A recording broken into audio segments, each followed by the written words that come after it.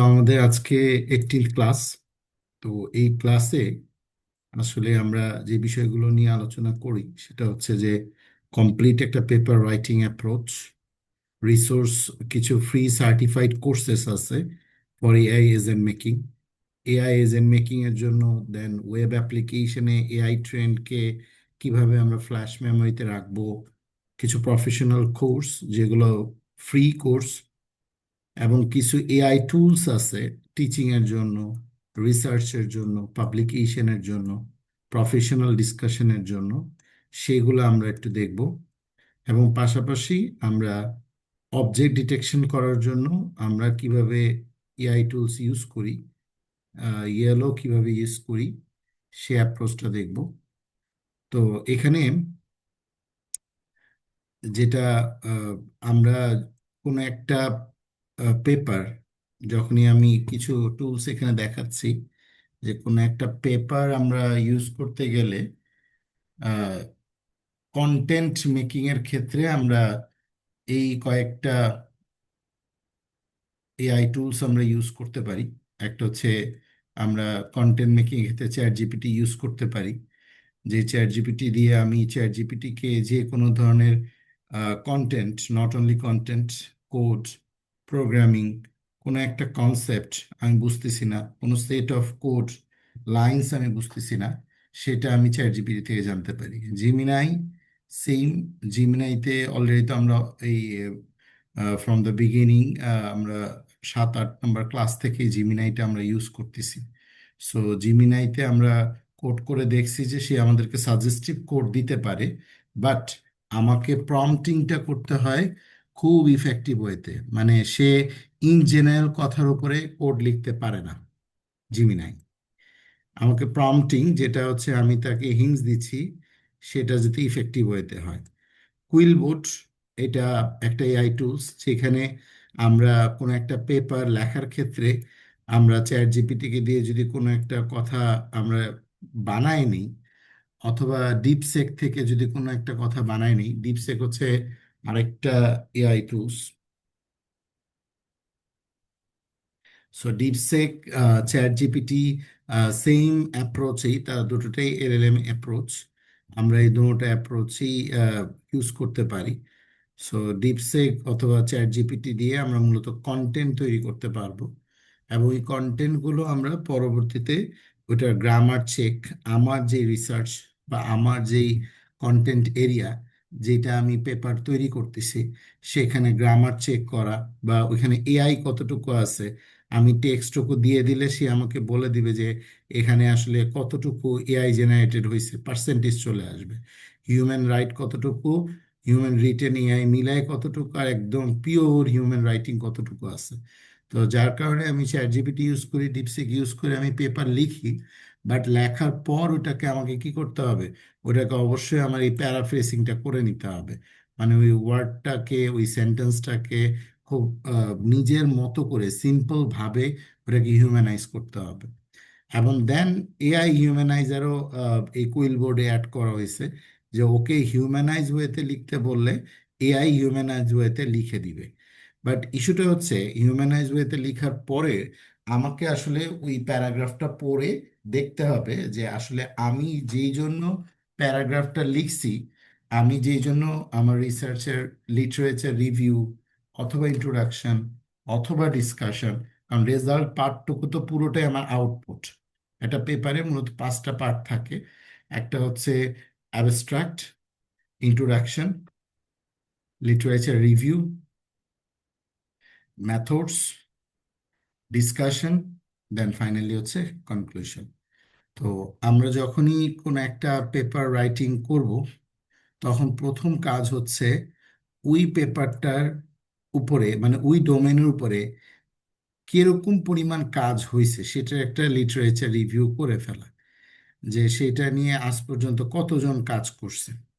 তো final paper করার আগে লিটারেচার রিভিউটা তৈরি করা, যে এই পেপারটা নিয়ে কতজন কাজ করছে। এখন যদি আমি দেখি যে আমি একটা পেপার নিলাম, সেই পেপার, একটা রিসার্চ টপিকস নিলাম, টপিকসটা হচ্ছে চোখের একটা ডিজিজ, যেটা আমরা গত ক্লাসে 17 নম্বর ক্লাসে আমরা করছিলাম, যে ক্যারাটোকোনাস ডিজিজ ডিটেকশন।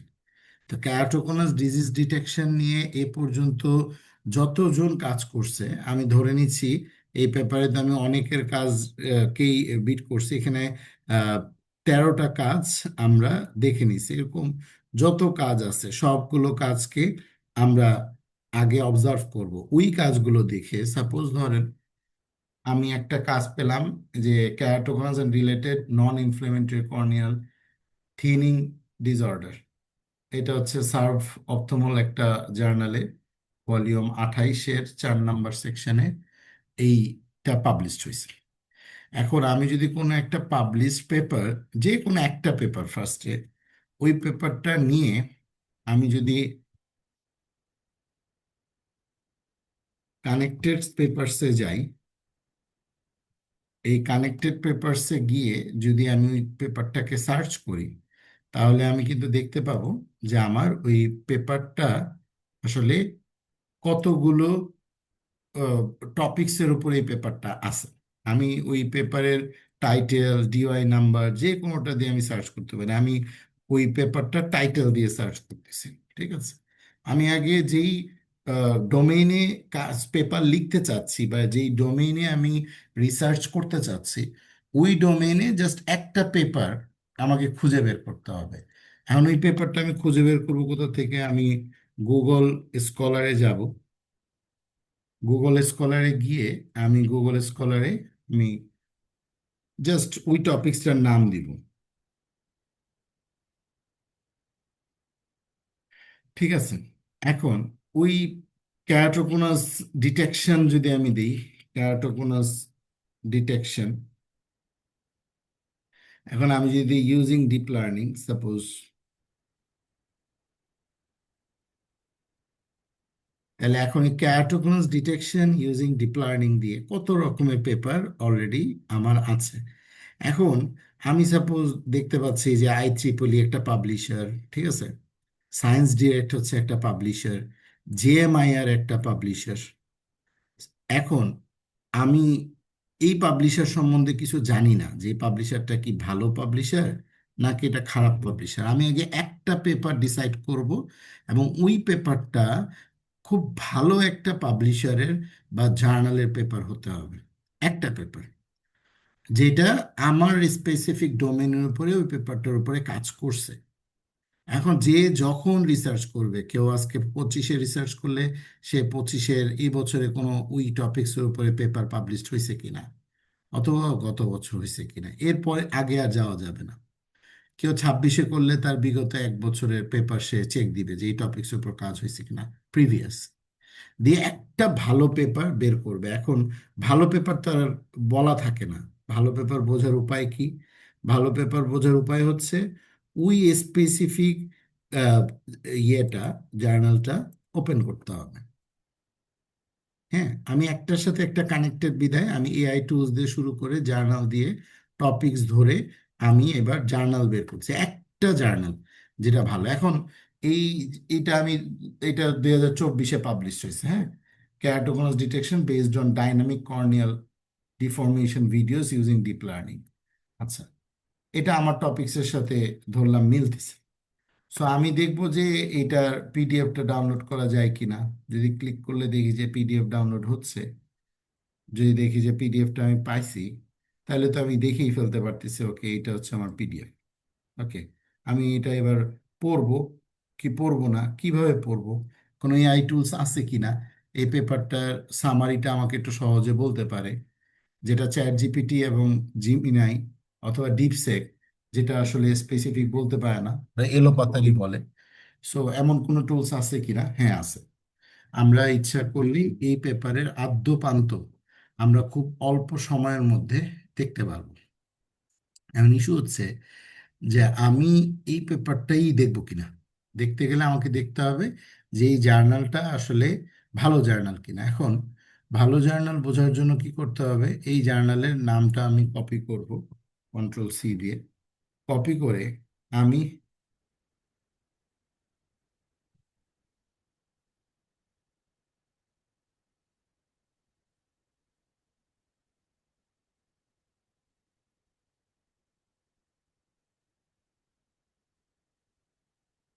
আচ্ছা, এই কোর্সটা কপি করে আমি যদি আহ, এই স্কিমাগো লিখি,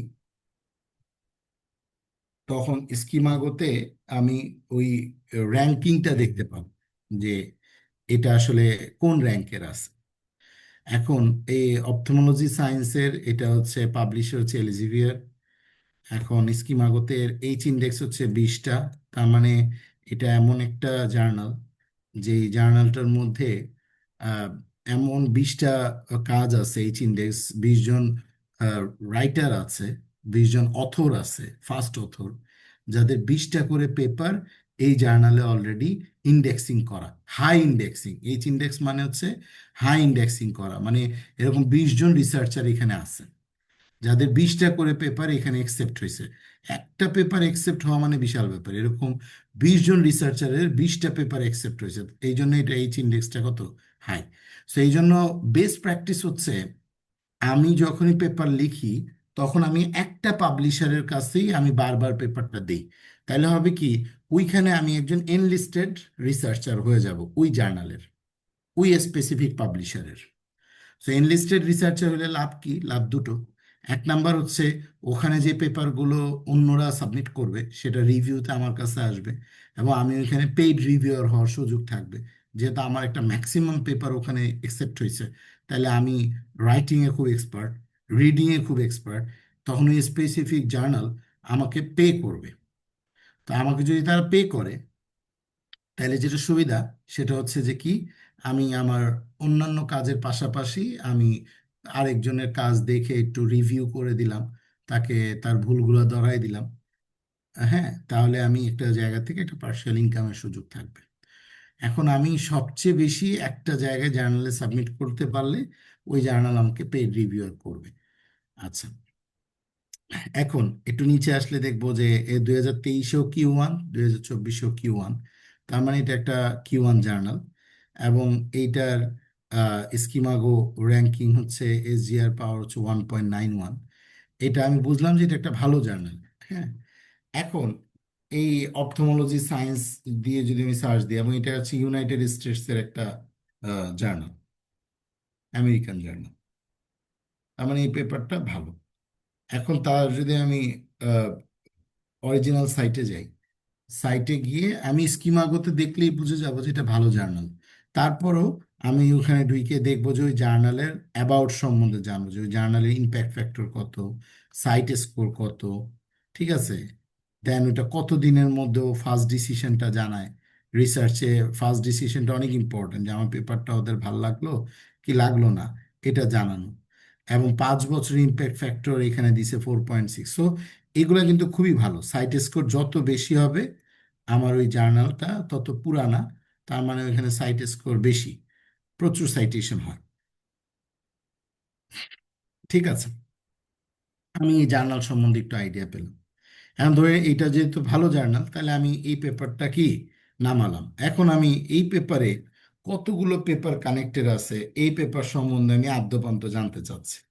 তাহলে আমি এই পেপারটার নাম দিয়ে আমি বিল্ড এ প্যারাগ্রাফ দিব, কানেক্টেড পেপারস একটা এআই টুলস দিলে ও এখানে বলবে যে হ্যাঁ এটা অপথলমোলজি সায়েন্স 2023 সালে পাবলিশ এই পেপারই।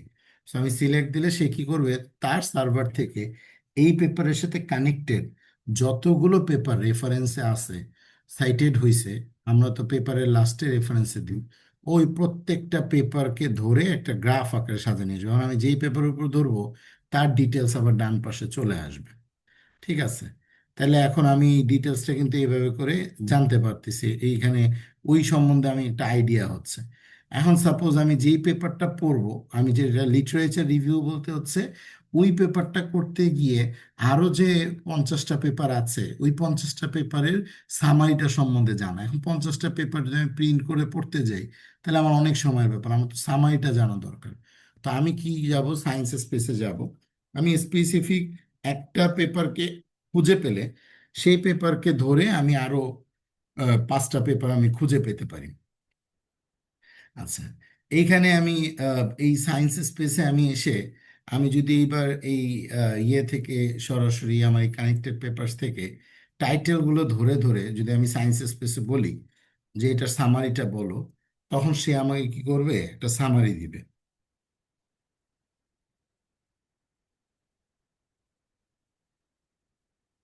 এখন আমি অনেক সময় টাইটেল দিয়ে সামারিটা সে অ্যাপ্রোপ্রিয়েট যদি নাও দেয়, এখানে লগ ইন, এটা টাকা পয়সা লাগে না, এটা পুরোটাই ফ্রি।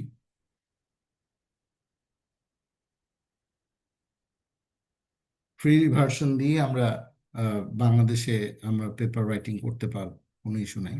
এখানে আমি যদি কোনো পিডিএফ পাই, আমি পিডিএফ ফাইলটা আপলোড করে দিতে পারবো, অথবা কোনো গুগল ড্রাইভ দিয়ে দিলে ওই গুগল ড্রাইভে যত পিডিএফ থাকবে সব পিডিএফ ওইখানে নিয়ে আসবে, নিয়ে এসে একটা একটা করে সামারি বলতে থাকবে।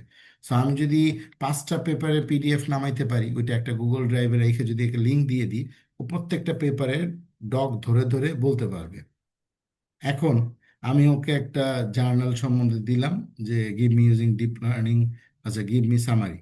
সো ও যদি ধরতে পারে যে এটা একটা paper, I will help you to get a comprehensive summary of research keratoconus detection. তো সার্চিং, ও রিসার্চ পেপারস অন, এই যে ও খুঁজতেছে একটা পেপার যে ক্যারোটোমাস ডিটেকশন কর্নিয়াল ডিফর্মেশনের পেপার ও খুঁজতেছে। তো অলরেডি কিন্তু পেপার খুঁজতেছে, ও অনেকগুলা সার্চিং, এই সায়েন্স স্পেসে সার্চ করতেছে, ও করে কিন্তু অলরেডি এখানে ও লোড নিচ্ছে। এখন আমি যেই পেপারের সামাইটা চাইছি, ও ওই পেপারটাই ও আমাকে সাজেস্ট করছে, তুমি কি এই পেপার বলছো, যেটার নাম এইটা, যেটা অলরেডি এই যে সাইটেশন হয়েছে 35টার মতো, এবং এটা অমুক জায়গায় গেছে, ও কিন্তু একটা সাজেশন করতেছে। মানে আমি যেটা চুজ দিব, ও আমাকেও এই যে এই পেপারটা, এই যে অপথমোলজিক্যাল সায়েন্সের, সো এই যে গেট পিডিএফ এ যদি আমি ক্লিক করি, আমি কিন্তু অটোমেটিক এখান থেকেও পিডিএফ পেয়ে যাব।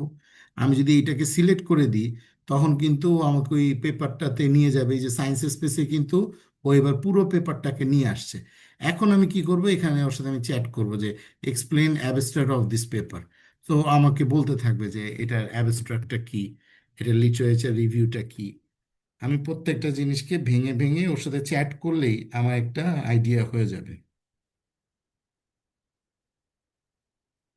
সবাই কি বুঝতে পারতেছি যে আমি একটা পেপার থেকে কিভাবে সামারি লিটারেচার রিভিউটা নিয়ে আসতেছি? জি স্যার, পেপারকে সুন্দর করে গোছানোর জন্য এগুলা প্রয়োজন। হ্যাঁ, এই লিটারেচার রিভিউটা যখনই আমার কাছে চলে আসবে, তখন আমি কিন্তু ওই পেপারটা থেকে আমার আসলে রিসার্চের জায়গা আছে কিনা, বা ওর গ্যাপ অ্যানালাইসিসটা কি হবে, সেটা আমি কিন্তু বের করে ফেলতে পারবো।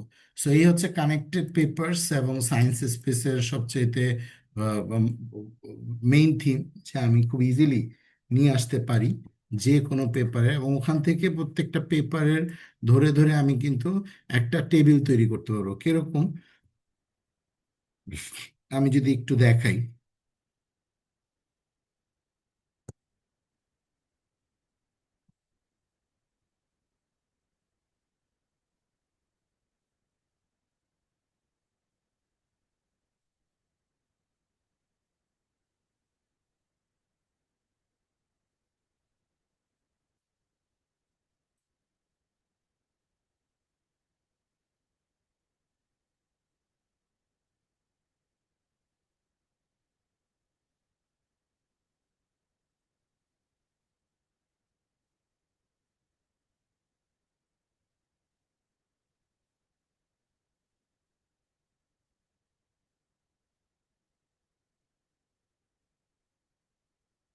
সাপোজ আমি যখনই আহ, আমার ডিফেন্সের জন্য, ওটা মাস্টার্সের হোক, পিএইচডির হোক, অথবা একদম যেটাকে আমরা খুব নর্মাল থিসিস বলি আন্ডার গ্রেডের, এই থিসিস হোক, সেখানে অবশ্যই আমার একটা রিপোর্ট ফরম্যাটিং থাকে।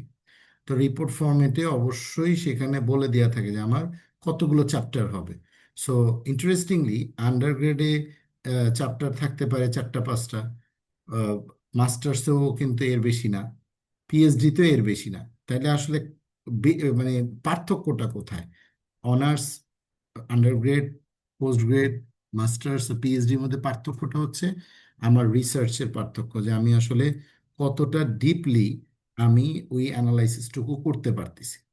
তা আমি যখনই চ্যাপ্টারগুলোতে অ্যানালাইসিস করতে যাব, তখন অবশ্যই তার সম্বন্ধে আমার ডিটেলস লাগবে। আমি চ্যাপ্টার 2টা ফার্স্ট টাইম আমরা করি, যে লিটারেচার রিভিউ, যে আমি আসলে ওইটার উপরে যারা কাজ করছে কি ধরনের কাজ করছে। যেমন সাপোজ আমার এই ক্যারাটোকোনাসে আছে, শুধু ক্যারাটোকোনাস আছে আর নাই, এরকম দুইটা ক্লাস নিয়ে কাজ করছে, আর অল্প কিছু ইয়ে নিয়ে ম্যাপিং নিয়ে কাজ করছে, এরকম কিছু আমি লিটারেচার রিভিউ পাইছি। আবার কেউ আছে তিনটা ক্লাস নিয়ে কাজ করছে, অল্প কিছু ম্যাপিং নিয়ে কাজ করছে। এ, দুইজন পাইছি যারা প্রায় 7টা ম্যাপিং নিয়ে কাজ করছে, তিনটা ক্লাস নিয়ে কাজ করছে। ওইটা হয় ওই যখন পড়তে পড়তে পড়তে পড়তে পড়তে পড়তে যে যত বেশি উপরের দিকে যায়, তার লিটারেচার রিভিউটা তত বেশি থাকে। এটাই হচ্ছে পার্থক্য, যে আমি যত বেশি পড়বো, যত বেশি ডিপে যাওয়া শুরু করব, তত বেশি হচ্ছে আমার লিটারেচার রিভিউ, মানে অন্যের কাজ দেখতে হবে। অন্যের কাজের গ্যাপ খুঁজতে খুঁজতে খুঁজতে খুঁজতে খুঁজতে খুঁজতে আমার একটা নোবেলিটি তৈরি হয়। এটা ওই যে হচ্ছে সুপারভিশন স্টুডেন্ট আর যে হচ্ছে সুপারভাইজার, দুইজনের মধ্যে একটা সম্পর্ক থাকে।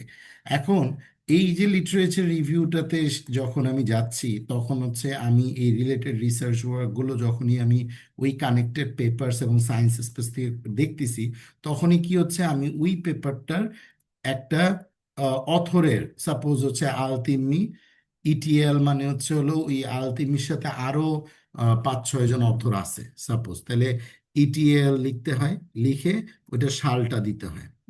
সো ইটিএল এর একটা এইটার একটা সাইন্টিফিক ব্যাখ্যা আছে। ইয়ে হচ্ছে যে রিসার্চারদের জন্য ইটিএল এর একটা ব্যাখ্যা আছে। আমি যখন ইটিএল দেই, এর মানে হচ্ছে আমার ওই অথর বাদেও, এটা একটা ল্যাটিন অ্যাব্রিভিয়েশন, এর মানে হচ্ছে হলো উইচ মিনস অ্যান্ড আদার্স, মানে আমার এই আলতিমি বাদেও আরো অনেকে আছে। 2022 সালে এটা পাবলিশ হয়েছে, এবং এটা প্রপোজ করছে হচ্ছে এই মডেল, পাইছে এত, এইটা অ্যাপ্লাই করছে, এবং কি বের করছে, কত ইমেজের উপর বের করছে, একটা সামারি। সোজা কথা, আমি একটা সামারি ওই সায়েন্স স্পেস থেকে, লিটারেচার রিভিউ থেকে, কানেক্টেড পেপারস থেকে পেপার নিয়ে নিয়ে আমি একটা সামারি বের করছি, এবং এই সামারিগুলো আমি সাজাইছি বিভিন্ন পয়েন্ট আকারে, এবং সামারিগুলোকে আমি লাস্টে একটা টেবিল আকারে সাজাইছি। এই যে যে ওইটা আহ, কত নাম্বার সাইটেশন, একটা সাইটেশন দিয়া, ইয়ার, ওটার মডেল নাম্বার কত, ও আসলে ইনপুট প্যারামিটার গুলো ওর কি ধরনের ইমেজ, কতগুলো ক্লাসিফাই করছে, কতগুলো ডাটা সেট নিয়ে কাজ করছে, কি আউটপুট পাইছে, কেউ অ্যাকুরেসি পায়, কেউ আরওসি পায়, কেউ এইউসি স্কোর দেখায়। সো এক একজন এক এক ধরনের ইভালুয়েশন প্যারামিটার থাকে তাদের রিসার্চের। সো আমি যদি অ্যাকুরেসি নিয়ে বিট করি, তাহলে আমি শুধু অ্যাকুরেসিটাই দেখাবো। দেন ওই পেপারের মধ্যে লিমিটেশনসটা কি ছিল। আমি যদি এইভাবে করে 10টা, 20টা, 25টা, 30টা, 40টা যদি কাজ পাই কোনো একটা কাজের উপরে, তখন কিন্তু আমার ওই কাজের টোটাল একটা আইডিয়া চলে আসবে, এবং অ্যাজ এ রিসার্চার আমার একটা ওই ব্যাপারে এক্সপার্টাইজ তৈরি হবে, এবং চোখের সামনে ভাসবে যে এখানে আসলে ল্যাকিংসটা কি আছে। তখনই কিন্তু আমি নতুন কোনো কিছু ওখানে প্রপোজ করতে পারবো। যত বেশি স্টাডি করা হবে, তত প্রপোজালটা আসবে।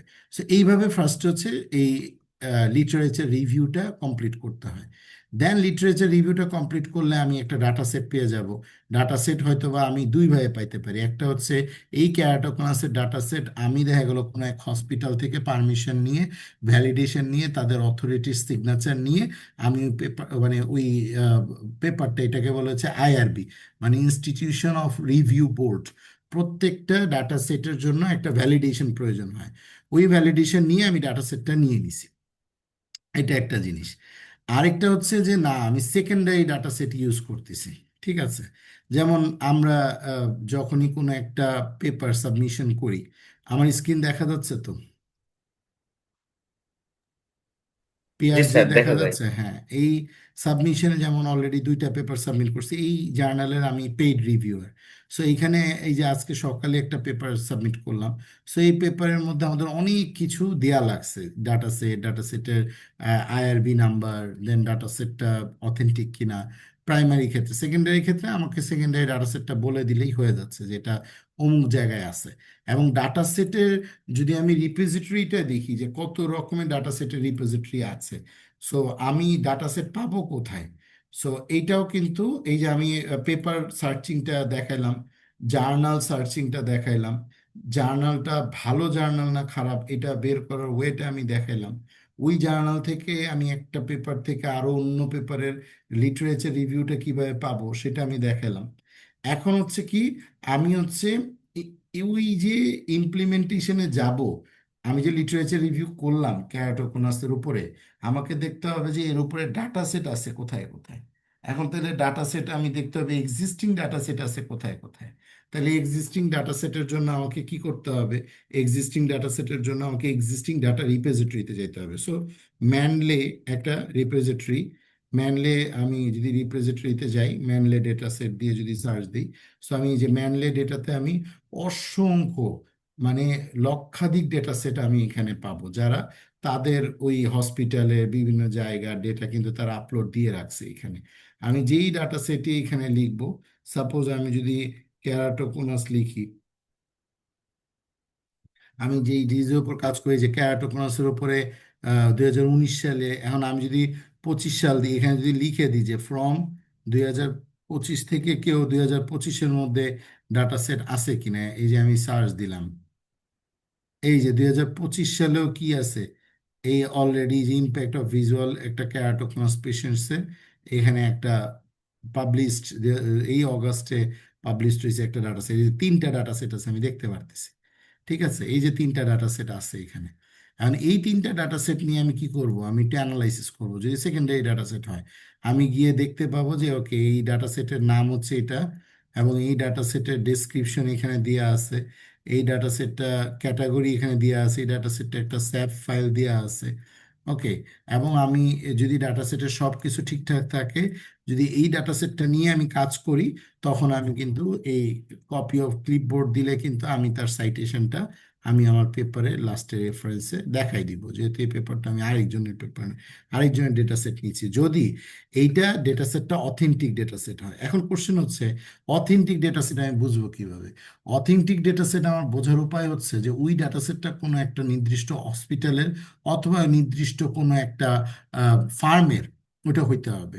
এখন এই ক্যাট মানে ম্যানলে রিপোজিটরি আছে, দেন হচ্ছে আমি যদি স্পেসিফিক ইমেজ ডাটা সেটে চলে যাই, ইমেজ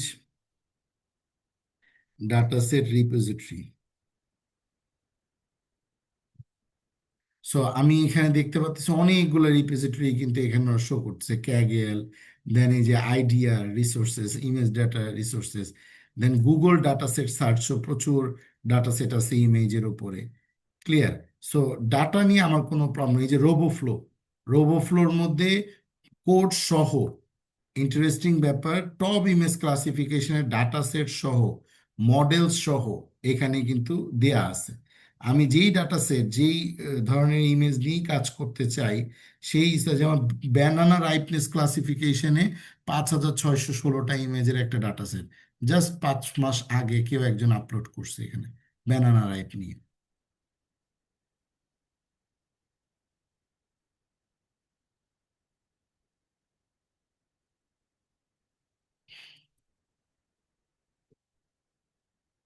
এটা হচ্ছে রোবোফ্লো।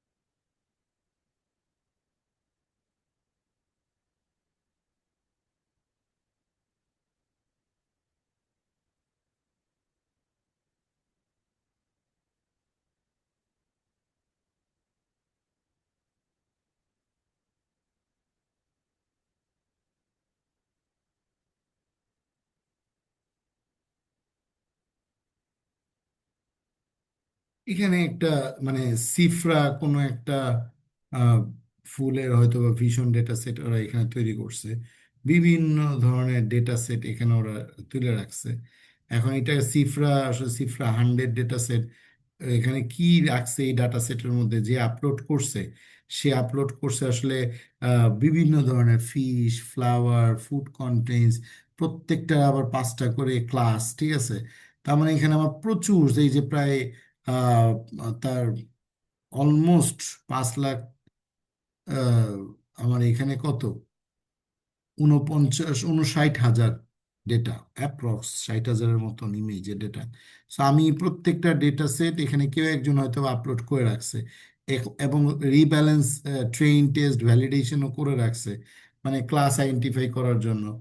এখন এই যে ডাটা সেটটা নিয়ে আমি যদি কাজ করতে চাই, এই ডাটা সেটটাকে অথেন্টিক ডাটা সেট কিনা, অনেকেই আছে ডাটা সেট আপলোড দিচ্ছে, বাট এটা অথেন্টিক কিনা। সামহাও অনেক সময় আমরা ডাটা সেট পাইও না, আমরা যখন কাজ করতে চাই তখন ওই কোনো একটা পেপারের অথরের মেইল করে তাকে বলতে হয় যে এই ডাটা সেটটা দেওয়া যাবে কিনা, আমরা এটা একটু ফার্দার রিসার্চ করতে চাচ্ছি। সো তখন সে তার ডাটা সেটটা পাঠায় দেয়। এখন এইটা যখন আমি মেইল করি, তখন সে যদি আমার ডিজিগনেশন, আমার পড়াশোনা, আমার ব্যাকগ্রাউন্ড সবকিছু তাকে পাঠাইতে হয়। Then সবকিছু দেখার পরে সে আমাকে কনফার্ম করে যে হ্যাঁ, আমাকে সে পেপারটা দিবে কিনা। যেমন আমি একটা সিম্পল দেখাই এখানে, যে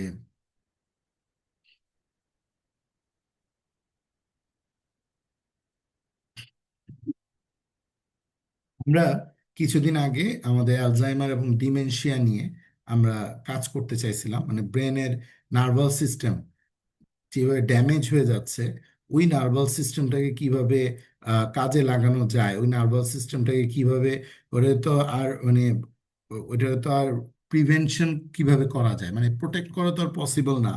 যাদের অ্যালজাইমার বা পার্কিনসন একবার হয়ে যায়, তাদের প্রোটেকশনটা তো আর পসিবল না, বাট কতটা ওইটার থেকে আসলে প্রিভেনশন করা যায়। সো এইটা নিয়ে কিন্তু আমার হচ্ছে একটা রিসার্চ চলতেছে। সো তখন আমি চাইনিজ একজন প্রফেসরের কাজ পেয়ে আমি তাকে লিখে পাঠাইছি, এই যে চাইনিজ ওই 3জন অথরকে আমি লিখে পাঠাইছি।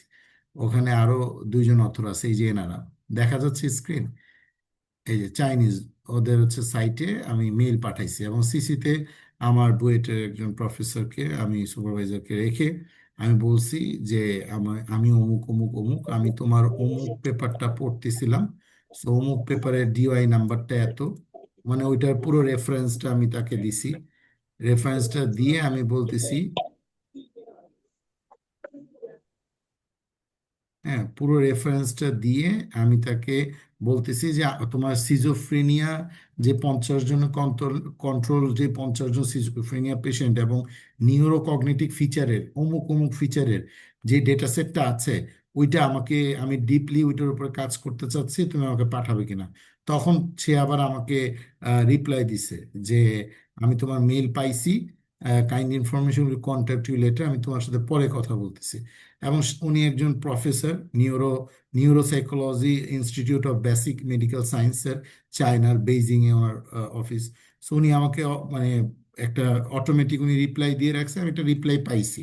সো অলমোস্ট কিন্তু আমরা এইভাবে করেও কিন্তু যেগুলো কিনা অরিজিনাল ডাটা সেট, হ্যাঁ, যেটার অথরিটি, আইআরবি সব ওনাদের কাছে থাকে, নাইলে ওনাদের এই পেপারটা তো ওই Q1 ন্যাচারের মতন বা ল্যান্সেটের মতন পাবলিকেশনগুলোতে হাই সাইট স্কোর বা হাই ইম্প্যাক্ট ফ্যাক্টর জার্নালে অ্যাকসেপ্ট হইতো না। সো আমি আজকে যেটা বোঝানোর ট্রাই করলাম, যে আমরা এআই টুলস ব্যবহার করে আমরা যে কোনো একটা পেপারকে মানে ফাইন্ড আউট করা, ওই পেপারের সাথে কানেক্টেড পেপারকে ফাইন্ড আউট করা, তার থেকে স্পেসিফিক পেপারে লিটারেচার রিভিউ বেরো করা, সেইখান থেকে আমি ওই ফাইনাল একটা ডিসিশনে আসা, এটা আমি নিজে নিজে পড়ে পড়ে করা, এবং আগে এআই সহযোগিতা নিয়ে একটু কাজটাকে আগানো, তারপর তো আমাকে পড়তেই হবে। যত স্পেসিফিক পেপারে যাব আমাকে নিজে পড়াটা, কারণ এআই যে রাইট আমাকে ইনফরমেশন দিল, আমাকে থ্রুলি কিন্তু আবার পেপারটা পড়ে দেখতে হবে যে আমি রাইট ইনফরমেশন পেলাম কিনা। অনেক সময় তো ভুল হইতেও পারে, যেহেতু এআই ট্রেন মডেল, ওর প্রিসিশন যে একদম 100% হিউম্যানাইজ হবে এটা তো না, ভুল হইতে পারে। যার কারণে আমি আবার লিটারেচার রিভিউটাকে এনশিওর করা করে then data set find out করা। ডাটা সেট ফাইন্ড আউট করতে গিয়ে আমি রোবোফ্লো দেখালাম, আমি data set, Google data set repository হইতে পারে, ক্যাগেল হইতে পারে, ম্যানলি হইতে পারে, বাট এটা অথেন্টিক কিনা, ওইটার আইআরবি নাম্বার আছে কিনা, মানে ওইটা রিভিউ বোর্ড দ্বারা ভ্যালিডেট কিনা, আমি এই জিনিসগুলো চেক দিব। চেক দেওয়ার পরে আমি একটা ডাটা সেট সিলেক্ট করব। করার পরে এই যে আমরা যতগুলো মডেল শিখলাম, এই মডেলগুলো আমরা অ্যাপ্লাই করব। এখন এই অ্যাপ্লাই করার জন্য এই যে পথটা, আমরা তো অ্যাপ্লাই করা শিখে গেছি। এখন হচ্ছে আমরা যে কোনো একটা রিসার্চে আমরা এইভাবে কাজ করতে পারবো। এই সোমোদিন হচ্ছে আরেকটা এআই টুলস, যেটা আসলে মূলত আমার যে কোনো ধরনের কাজ এই এআই সোমোদিনে আমি করতে পারি খুব ইজিলি। সো এগুলো আমি একটু কেটে দিচ্ছি, আমরা রেকর্ডিংয়ে যেহেতু আছে আমরা দেখে নিব। আচ্ছা, এইখানে আমি আসলে মূলত যে কোনো ধরনের কন্টেন্ট ওয়ার্ক আমি এখানে খুব ইজিলি করতে পারবো। এখানে আমার এআই কন্টেন্ট ডিটেক্টর, হিউম্যানাইজার, যেটা আমি কুইল বোর্ডে করতে পারতাম, রিরাইট করে দেয়া, প্লাগারিজম, এআই রাইটিংটাকে ধরতে পারা, ওইটাকে আবার হিউম্যানাইজ করে ফেলা, এই জিনিসগুলো কিন্তু আবার সুমুদিন করতে পারে। সো এই এআই টুলস এগুলো সবই কিন্তু কন্টেন্ট জেনারেশনের। গ্রামারলি কিন্তু ভুল ধরতে পারে, ট্রিঙ্কাও সেম লিখতে পারে। ম্যানলের মধ্যেও কিন্তু বিবলিওগ্রাফি সাইটেশন ম্যানেজমেন্ট আছে, ম্যানলে ডাটা সেটের ভিতরেও কিন্তু পেপার রাইটিং এর এআই টুলস বসানো আছে। সো এই সব কিছু এগুলো হচ্ছে কন্টেন্ট মেকিং এ, টিচিং এর ক্ষেত্রে, রিসার্চের ক্ষেত্রে, কন্টেন্ট মেকিং এর ক্ষেত্রে এই এআই টুলস গুলো কাজ করবে। আচ্ছা, এবার টিচিং এর ক্ষেত্রে আমরা কুইজ মেকিং করতে গেছি। এখানে যেহেতু টিচার নাই, এটা আমি স্কিপ করতেছি। এখানে আমাদের এআই বেসড অনেক ধরনের লেকচার শিট তৈরি করা লাগে, কুইজ তৈরি করা লাগে, বিভিন্ন ধরনের ইন্টারেক্টিভ করার জন্য ক্লাসরুমকে বিভিন্ন কন্টেন্ট মেকিং করা লাগে, সেটার জন্য অনেকগুলো এআই টুলস আছে। আচ্ছা, রিসার্চ অ্যাসিস্ট্যান্ট টুলসের মধ্যে আরো খুব ইফেক্টিভ কিছু টুলস, যেমন হচ্ছে এলিসিট এবং হচ্ছে এই সাইট। এখানে আমি যে কোনো ধরনের রিসার্চ পেপার যদি আমি এখানে দেই, এইটাও কিন্তু সেম ভাবে আমাকে ওই ফাইন টিউনিংটা করে দেয়।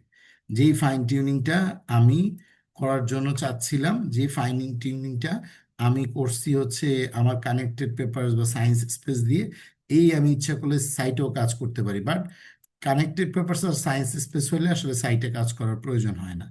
রিসার্চ র্যাবিট, কানেক্টেড পেপারস একই কাজ, আমি অলরেডি এটা দেখাই ফেলছি। দেন হচ্ছে আমার এই হাইপার রাইটিং, খুব সায়েন্টিফিক রাইটিং এর জন্য এই রাইটার মিটা খুব ভালো কাজ করে। প্যারাগ্রাফ রাইটিং, কন্টেন্ট রাইটিং, এই কাজ মানে রাইটার যে কাজ করে সেম কাজ কিন্তু কুইলবোর্ড করে। সেম কাজ কিন্তু হচ্ছে আমার, আমি একটু আগে যেটা দেখালাম স্প্লিট, ওটাও করে। সুতরাং আমি যে কোনো একটা ইউজ করলেই আমার জন্য যথেষ্ট। আচ্ছা, অ্যাডভান্স রিসার্চের জন্য অলরেডি ডিপ লার্নিংয়ের জন্য আমি টেনসর ফ্লো, পাইটর্চের ফ্রেমওয়ার্ক, সাইকিট লার্নের, কেরাসের ফ্রেমওয়ার্ক, কোনো একটা মডেলের কোনো একটা স্পেসিফিক, আমার কথা কি শোনা যাচ্ছে?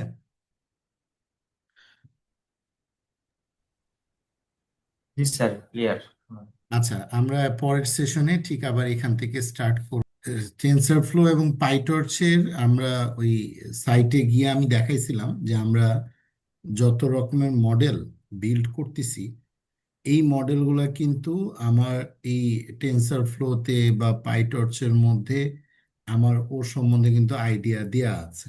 সো পাইটর্চে আমি ইচ্ছা করলেই অসংখ্য পাইটর্চ রিলিভেন্ট যে প্রজেক্টসগুলো কিন্তু দেখতে পাই যে ওরা কি কি প্রজেক্ট করছে। এখন যেটা টাইম, যে আমরা তো কাজ শিখে গেছি, এখন টাইম হচ্ছে যে যত বেশি আমি কাজ দেখব, আরেকজনের কাজ দেখব, তত বেশি কিন্তু আমার লার্নিংটা স্ট্রেংথফুল হবে। সো এইখানে পাইটর্চের অনেকগুলো টিউটোরিয়ালস দেওয়া আছে ফ্রি অফ কস্ট। এই টিউটোরিয়ালসগুলো কিন্তু আমরা দেখলে আমরা মানে যেটা ওপেন অপারেশন, এই অপারেশনগুলো আমরা এখানে দেখতে পারবো। এবং এইখানে আমরা ইচ্ছা করলে লার্নে গেলে আমরা স্পেসিফিকলি ইউটিউবে পাইটর্চের অনেকগুলো সিরিজ এবং ওয়েবিনার আছে। যদি পাইটর্চে আমি কাজ করতে চাই, আমার যে প্রয়োজন পড়বে বিষয়টা তা না, কারণ আমি অলরেডি মডেল নেওয়ার জন্য টেনসর ফ্লো এবং ক্যারাসের সাইটগুলো আমি দেখাই দিছি।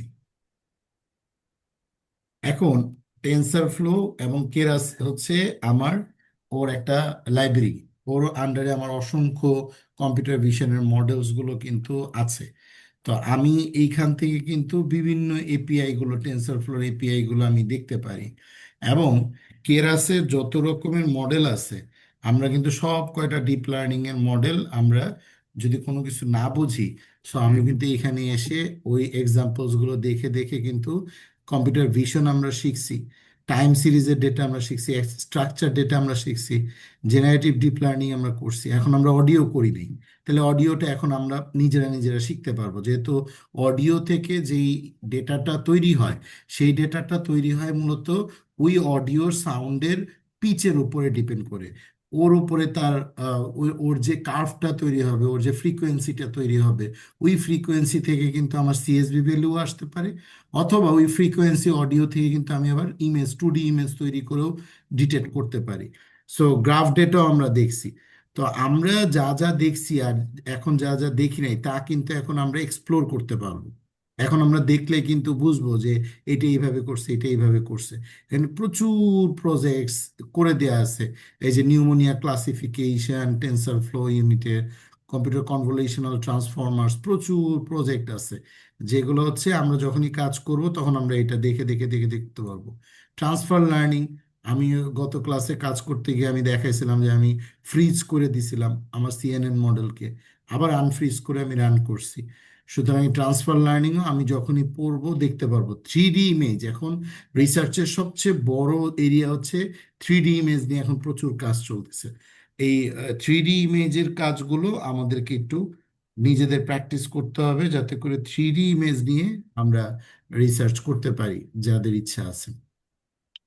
ইমেজ এনহ্যান্সমেন্ট, অগমেন্টেশন আমি শিখাইছি। ইমেজে মানে ন্যাচারাল ল্যাঙ্গুয়েজ প্রসেসিং নিয়ে যদি কাজ করা যায়, এখন আমরা ন্যাচারাল ল্যাঙ্গুয়েজ প্রসেসিং এর বিভিন্ন মডেল আমরা বুঝতে পারবো, তার ভিতরের কোড স্ট্রাকচার দেখলে এখন আমরা কিন্তু ধরতে পারবো। ভিডিওকে আমি যদি, ভিডিও রিলিভেন্ট অনেকগুলো প্রজেক্ট এখানে করে দেওয়া আছে কেরাসে।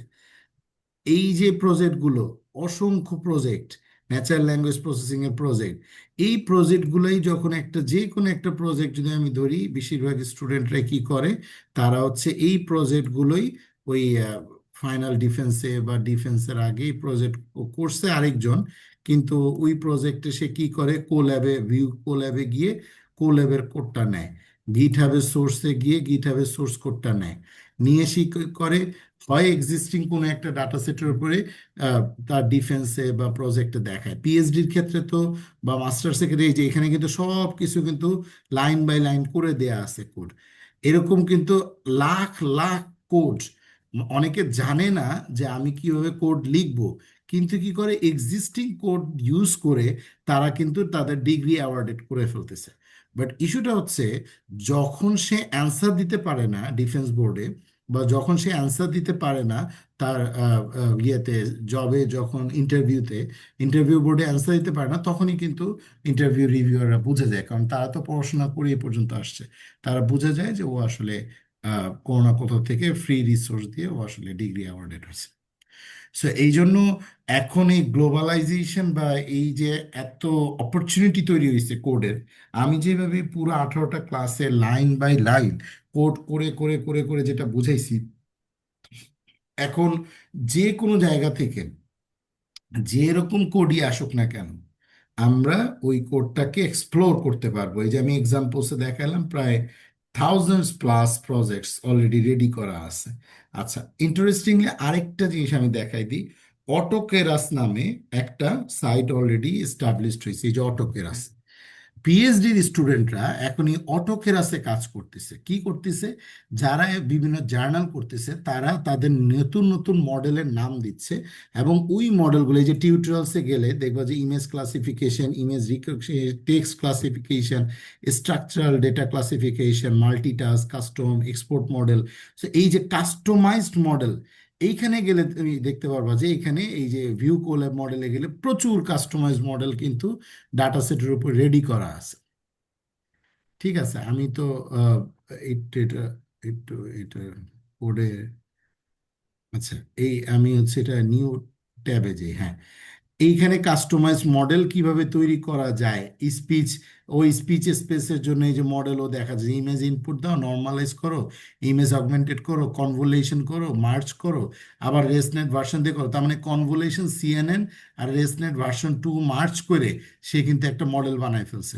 আর মডেলটা বানাইছে কিভাবে, এই যে এখানে মডেলের থিওরিটা দিয়ে দিছে, ইনপুট নোড কি নর্মালাইজ করছে, কনভোলেশন করছে। তার মানে এটা হচ্ছে আমার গ্রাফ থিওরি, আর এটা হচ্ছে আমার প্রোগ্রামিং। তুমি কি বুঝতে পারতেছো, মডেল বিল্ড করার যে প্রোগ্রামিং, এই অটোকেরাসের লাইব্রেরি কল করে ইজিলি এই যে কোড কিন্তু অলরেডি করে দিয়ে দিছে। এখন কেউ যদি ক্লেম করে যে ভাই এই যে কোডটা, এই কোডের অ্যালগোরিদমটা আমার নিজের করা, ও ধরা খাবে কোথায়? ও ধরা খাবে হচ্ছে এই যে এখানে একে যে ইউজ হচ্ছে, এই একেটা তো আসলে অটোকেরাসের ফাংশনাল লাইব্রেরি। সো এই যে অটো মডেল, এই অটো মডেলের ও অটোমেটিকলি আমি যেইভাবে বলবো সেইভাবে সে আমাকে মডেল তৈরি করে দিবে। এই অটোকেরাসে যেটা ইন্টারেস্টিং ব্যাপার, আমি যেভাবে বলবো সেইভাবে আমাকে মডেলটা তৈরি করে দিবে ভ্যালিডেশন করার জন্য এবং আমার মডেলকে ট্রেন করার জন্য। সে অটোকেরাস নিয়ে এখন যদি আরো বেশি তুমি ঘাটাঘাটি করতে থাকো, দেখবা যে তোমার জন্য রিসার্চ করাটা, মডেল তৈরি করা কোনো বিষয় না। ইমপ্লিমেন্টেশন আমার এই কোর্স করার পরে দুনিয়ার যত রকমের রিসোর্স আজকে আমি দেখাচ্ছি এবং আমি দেখাইতে থাকবো আরো রিসোর্সগুলো, এই রিসোর্সগুলো থেকে তুমি এবার কোডকে কি করতে পারবা, পিক করতে পারবা, কোডকে ইমপ্লিমেন্ট করতে পারবা। তোমার লিটারেচার রিভিউ করতে যদি সময় লাগে 1 মাস, ডাটা সেট ফাইন্ডিং করতে যদি লাগে 1 মাস, ইমপ্লিমেন্ট করতে লাগবে ম্যাক্সিমাম 5-6 দিন, কারণ তোমার হাতে তো সম্পূর্ণ কোডের এক্সপেক্টেচার দেয়াই আছে। দেন করে তুমি এখান থেকে ইভালুয়েশন প্যারামিটার গুলো বের করে একটা পেপার ফাইন্ডিংস তুমি করতে পারবে। এখন আমাদের লিটারেচার রিভিউটাই হচ্ছে মেইন, যেটা চ্যাপ্টার 2। এইটা হয়ে গেলে আমার ডাটা সেটটা ফাইন্ডিং যখন হয়ে যায়, তখনই আমরা থার্ড চ্যাপ্টারটা শুরু করি। যে থার্ড চ্যাপ্টারে কি থাকে? থার্ড চ্যাপ্টারে থাকে হচ্ছে মেথডস। সব জার্নালেরই থার্ড পার্টটাই থাকে হচ্ছে মেথডস। তো ডিগ্রি অ্যাওয়ার্ডের সময় তো রিপোর্ট আকারে জমা হয়, বাট জার্নাল সাবমিট করার সময় ওইটা আমরা হচ্ছে জার্নাল আকারে দিই। এই যে দেখো, জার্নালের এইখানেও এই যে ইন্ট্রোডাকশন, দেন হচ্ছে এই যে শুরু হলো মেথডস। তার মানে মেথডস জার্নালে আর লিটারেচার রিভিউ দেওয়া হয় না, ওইটা হচ্ছে ইন্ট্রোডাকশন এবং ডিসকাশনের মধ্যেই ওইটা ডিসকাস করা হয় যে অমুকে এই কাজ করছে, অমুকে এই কাজ করছে, অমুকে এত পাইছে, অমুকে এত পাইছে, এগুলো ডিসকাস করা হয়। তো এইখানে চ্যাপ্টার 3-তে কিন্তু আমি কি মডেল তৈরি করব, ওইটার জন্য আমার অটোকেরাস, কেরাস, টেনসার ফ্লোর সাইটগুলো আমি ঘাটাঘাটি করতেছি। আমি যতগুলো আমার প্রি ট্রেন মডেল আছে, এই মডেলগুলো তুমি ইউজ করবোই।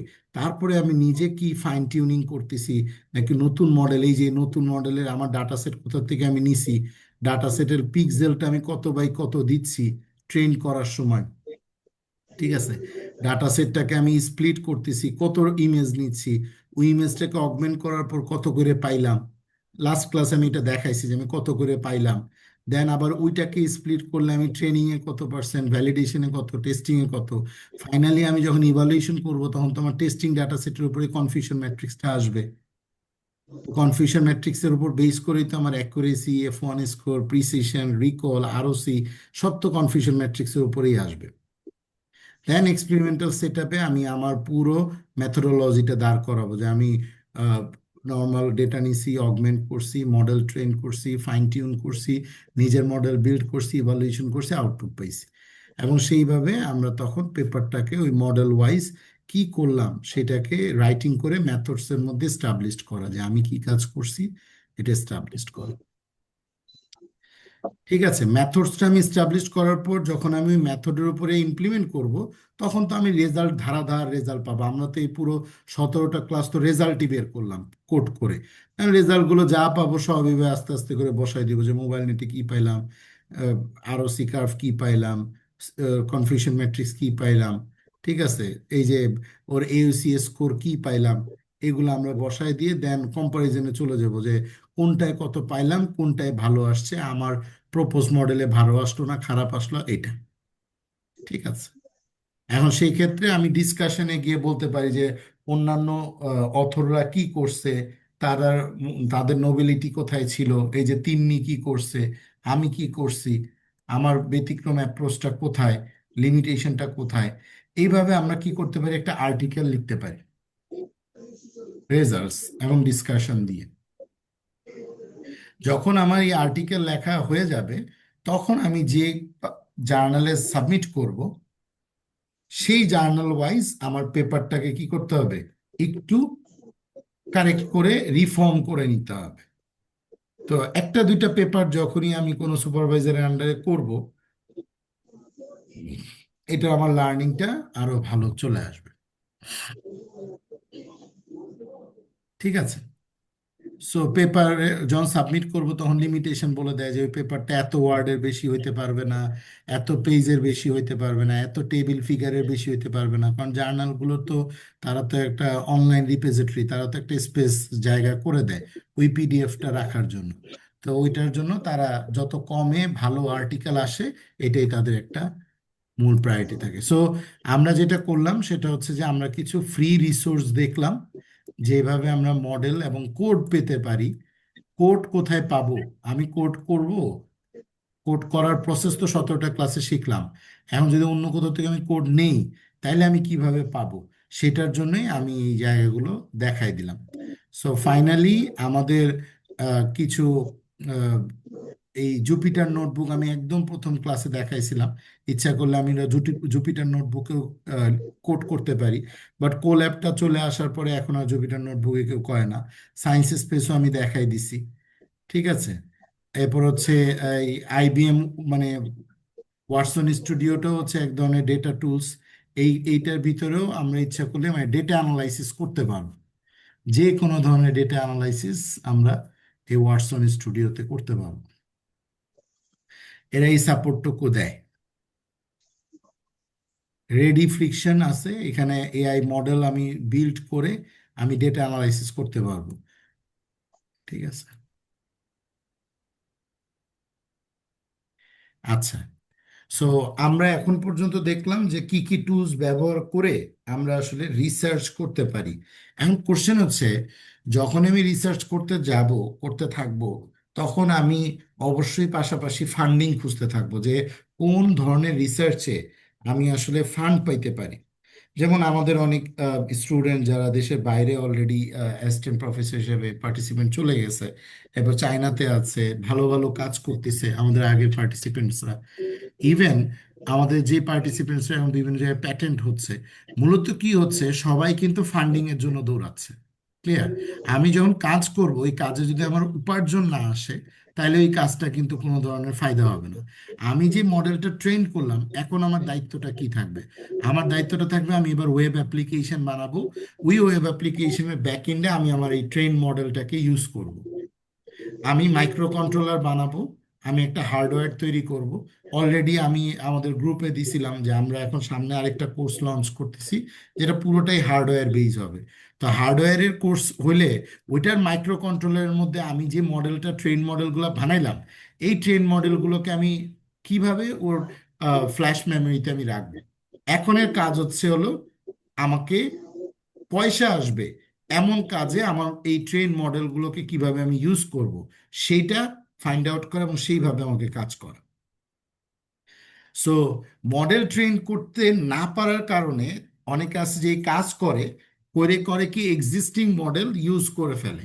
কিন্তু এই কোর্সের মূল উদ্দেশ্যটা হচ্ছে যে এক্সিস্টিং মডেল আমি ইউজ করে আমি যদি একটা রোবট তৈরি করি, তাহলে ওখানে আমার নোবেলিটি কোথায়?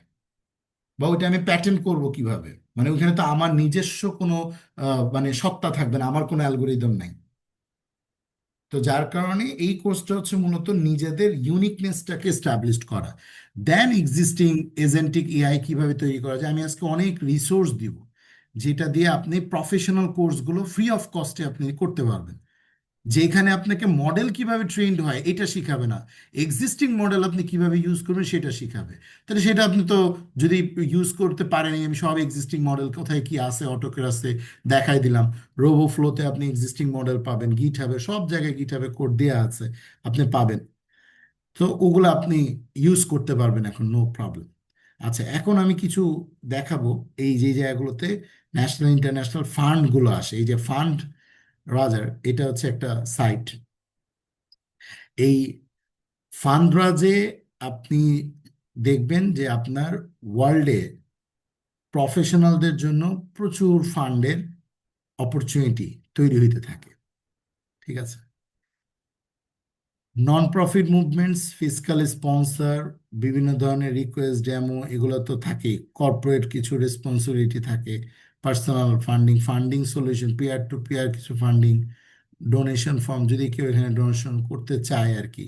তো ফান্ডরাজে ইচ্ছা করলে যে কেউ সার্চ করতে পারবে যে আসলে কোথাও কোনো ধরনের ক্যাম্পেইন হচ্ছে কিনা, দেন কোনো প্ল্যাটফর্মে আসলে ফান্ড রেইজ হয়েছে কিনা। তো অনলাইন ফান্ড রেইজিং প্ল্যাটফর্ম হচ্ছে এইটা। সো এখানে আসলে বিভিন্ন ধরনের ইভেন্টস হইতে থাকে। সো নেটওয়ার্ক বিল্ড আপ হয়, এটা হচ্ছে একটা অপরচুনিটি। আচ্ছা, এইটা হচ্ছে ফাউন্ডেশন ডিরেক্টরিতে আমি ন্যাশনাল ইন্টারন্যাশনাল অনেক ধরনের গ্র্যান্ড সম্বন্ধে আমি জানতে পারবো।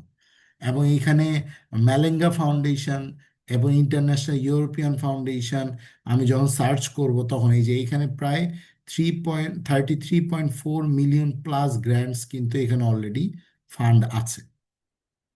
আমাকে এখন খুঁজতে হবে যে আমি আসলে এইখানে কি ধরনের ফান্ড আমি রেইজ করতে পারতেছি।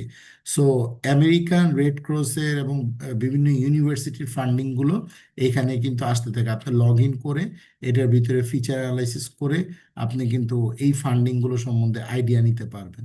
এবং কি কি রিকোয়ারমেন্ট চাচ্ছে তারা ফান্ডিং দেওয়ার ক্ষেত্রে, সেগুলো আপনি এখান থেকে দেখতে পারবেন। গ্র্যান্ড ফরওয়ার্ড, এটা হচ্ছে স্পিন, এটা হচ্ছে আরেকটা ইন্টারন্যাশনাল লার্জেস্ট ডাটাবেস, যেটা হচ্ছে ফান্ডিং অপরচুনিটিগুলো আপনাকে দিবে। সো আপনি লগ ইন করবেন, করে এই ফান্ডিং অপরচুনিটিগুলো এখানে দেখবেন যে কি কি ধরনের ফান্ড এখানে আপনি আপনি সিলেক্ট করে আপনি আপনি যেই ইউনিভার্সিটির লগ ইন করেন আপনার পার্সোনাল অফিসিয়াল মেল দিয়ে, করে আপনি একটু ফান্ডগুলো দেখেন। এবং ওয়ার্ল্ডে দেখা গেছে রিসার্চ ফান্ড যদি আপনি লেখেন, দেখবেন যে রিসার্চ ফান্ড রিলিভেন্ট প্রচুর ফান্ডিং প্রজেক্টস, বিভিন্ন ধরনের অর্গানাইজেশন, ইউরোপিয়ান অর্গানাইজেশন, তারা এই যে ফেলোশিপ, তারা এই ফান্ডগুলো দিচ্ছে। এবং বিজ্ঞান প্রযুক্তি মন্ত্রণালয়ও কিন্তু স্পেশাল রিসার্চ গ্র্যান্টস দিচ্ছে। সো আমরা যখনই কোনো কাজ করব, তখন আপনি গ্র্যান্টসটা ফাইন্ড আউট করেন। এই গ্র্যান্টসটা পাইতে গেলে কি কি করা লাগে আপনি করেন। করতে গিয়ে যখন আপনার কোনো প্রফেসর দরকার হবে, তখন আপনি যে কোনো প্রফেসরের প্রোফাইল বললেই উনি আপনাকে দিয়ে দিবে, কারণ আপনার রিসার্চটা তো আর উনি জানে না। কিন্তু ওনার প্রোফাইলটা ইউজ করে আপনি রিসার্চ ফান্ডিংটাকে নিয়ে আসতে পারবেন। সো এই ফান্ডিংগুলো আপনাকে আসলে আরো বেশি প্রফেশনাল করে তুলবে কাজ করার ক্ষেত্রে। আচ্ছা, তাহলে আমরা কি কি জানলাম? আমরা জানলাম কিভাবে আমরা রিসার্চ পেপার করতেছি, সেটার জন্য যে এআই টুলসগুলো লাগে। এবং জানলাম যে আমরা পেপার করার পরে ওইটা পাবলিশ করার জন্য আমরা আসলে জার্নালে কিভাবে সাবমিট করব, এবং ডাটা সেট কিভাবে কালেক্ট করব, কোন কোন জায়গা থেকে আমরা ডাটা সেট পাবো, এবং ডাটা সেটকে ট্রেন করার জন্য আমার এক্সিস্টিং মডেল থেকে আমি কিভাবে কোড পাবো, আমি মডেল কিভাবে ফাইন টিউন মডেল, আমি এক্সিস্টিং মডেল দেখবো কিভাবে। এবং আমি যখন 2 বছর বা 4 বছর পর যখন এক্সপার্ট হয়ে যাব, তখন আমি এরকম ফান্ডিং প্রপোজালগুলো নিয়ে কাজ করব। 1 মিনিট একটু।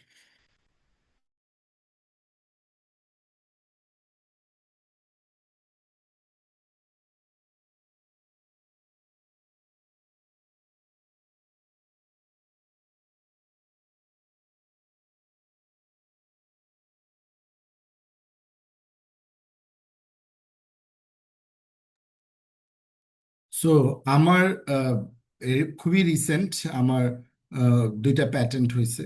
এখন দেখা গেছে যে আহ, এই প্যাটেন্টে আর&ডি করার জন্য, রিসার্চ অ্যান্ড ডেভেলপমেন্টের জন্য, ফান্ডিং এর জন্য অলরেডি মিনিস্ট্রির 1,27,00,000 টাকার একটা ফান্ডিং এর জন্য আমি অ্যাপ্লাই করছি। তা এখন আপনি যে মানুষটা আজকে কাজ শিখতেছেন, দেখা যাবে 2 বছর বা 3 বছর পরে আপনি এমন কোনো একটা ফান্ডিং আপনার হাতে চলে আসছে, যেই কাজটা করতে গেলে আপনার দেখা যাবে এই 4 বছরে যতগুলো পটেনশিয়াল নেটওয়ার্ক আপনার তৈরি হবে, এই নেটওয়ার্কগুলোকেই কিন্তু আপনি কাজে লাগাইতে পারবেন। এই জন্য আমাদের এই wings institute of research and innovation, যে মেইন উদ্দেশ্য আমাদের ইনকিউবেশন এবং কমার্শিয়ালাইজেশনের ফান্ডিং নিয়ে কাজ করবে আমাদের পার্টিসিপেন্টসরা। যার কারণে আমি 18 ক্লাসে আমি সবাইকে ফান্ডিং এবং প্রপোজাল কিভাবে রেডি করবে বা ফান্ড কিভাবে নিয়ে কাজ করবে এই ব্যাপারে সবাইকে খুব বেশি মোটিভেট করি। সার্টিফিকেট পাওয়া বা আমি কাজ শিখার আলটিমেট আউটপুট হচ্ছে আমার আসলে ইনকাম আসতেছে কিনা, আমার হাতে যে টাকা আসে। টাকা কয়ভাবে আসবে?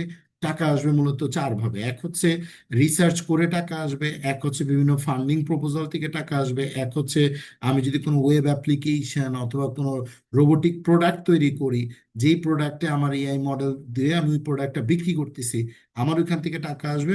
অথবা আমি কোথাও আমার এই কাজ দেখায় আমি জব করতেছি, আমার সিভিতে আমার এই কাজগুলো আছে, ইভেন আমার সার্টিফিকেটসটা আছে, আমার সিভিটা ভারী হচ্ছে।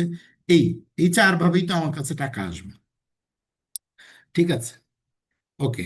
লাস্ট কিছু AI powered education platform, so যেগুলো আসলে আহ, সবাই জানে যে আমি ইচ্ছা করলে এই প্ল্যাটফর্মগুলো ইউজ করতে পারি ডিউ টু আমার যদি পার্সোনাল কিছু লার্নিং এর জন্য। যেমন এআই বেসড, এটা হচ্ছে একটা প্ল্যাটফর্ম। ফিউচার লার্নিংটা আসলে খুব এআই বেসড লার্নিং হবে, এবং এই লার্নিং এর কিছু ইন্টারাকশন এখানে দেয়া আছে, প্র্যাকটিসিং, টেস্টিং, কিছু লার্নিং মেথডস এখানে দেয়া আছে যে ইন ফিউচারে লার্নিংটা আসলে কিভাবে হবে, এবং 10 বিলিয়ন লার্নিং বিহেভিয়ার এখানে দেয়া আছে। সো একটু এটা ঘাটাঘাটি করা আর কি, এআই লার্নিং অ্যাপ্রোচটা। ড্রিম বক্স, এটা আরেকটা। আমরা যেরকম টিউটোরিয়ালস পয়েন্ট ইউজ করি, আমাদের কোনো কিছু জানতে ইচ্ছা হইলে আমরা টিউটোরিয়ালস পয়েন্ট থেকে আমরা বিভিন্ন ধরনের টিউটোরিয়ালস পয়েন্টের তো আমরা হোয়াইট বোর্ড ইউজ করছি, টিউটোরিয়ালস পয়েন্টের প্রচুর টিউটোরিয়ালস আমরা ইউজ করি, যেগুলো হচ্ছে আমাদের লার্নিং এর জন্য। এই যে free tutorials, technical and non technical, অনেক সাবজেক্ট এখানে আছে। ঠিক আছে, রিয়েল ওয়ার্ল্ড প্রায় 400+ রিয়েল ওয়ার্ল্ড প্রোডাক্ট এখানে তৈরি করা আছে। সো আমি ইচ্ছা করলে এখানে ডিফারেন্ট ডিফারেন্ট ক্যাটাগরিতে বিভিন্ন কাজ আমি এখান থেকে শিখতে পারি। তো শেখার সাথে সাথে আমরা পাইথন তো অলরেডি শিখে ফেলছি, কম্পিউটার প্রোগ্রামিং আমরা শিখে ফেলছি, দেন আমরা কম্পিউটার সায়েন্সের কিছু কাজ যারা সিএসসি তারা তো পারি।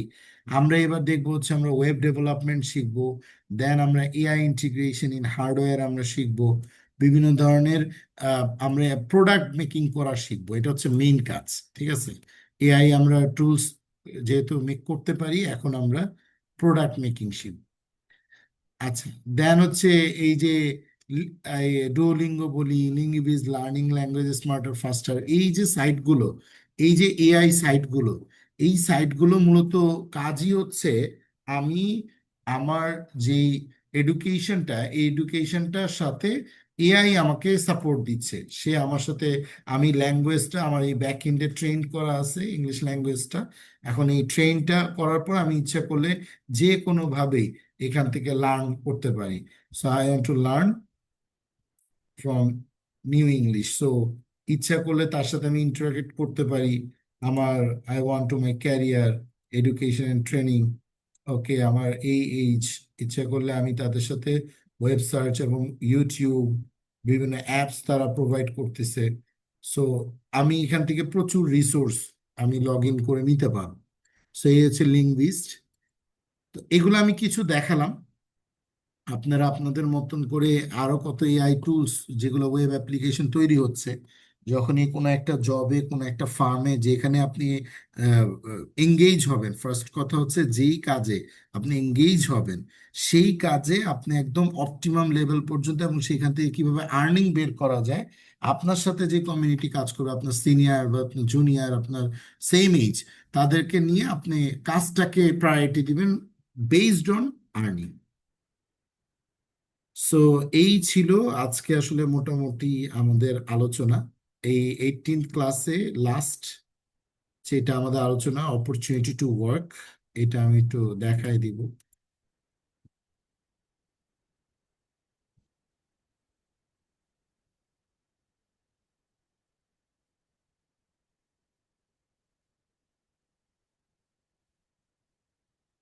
আচ্ছা, আমরা যারা রিসার্চ করব, তারা আমরা অবশ্যই ওভারলিফ ল্যাটেক্সে আমরা কাজ করা শিখব। ইউটিউবে বিগিনার লেভেল থেকে শুরু করে আমার সব ধরনের ইয়ে ওভারলিপ দিয়ে সার্চ দিলেই আমি দেখতে পাবো যে এখানে আমার কত ধরনের কাজ করে দেয়া আছে। ঠিক আছে,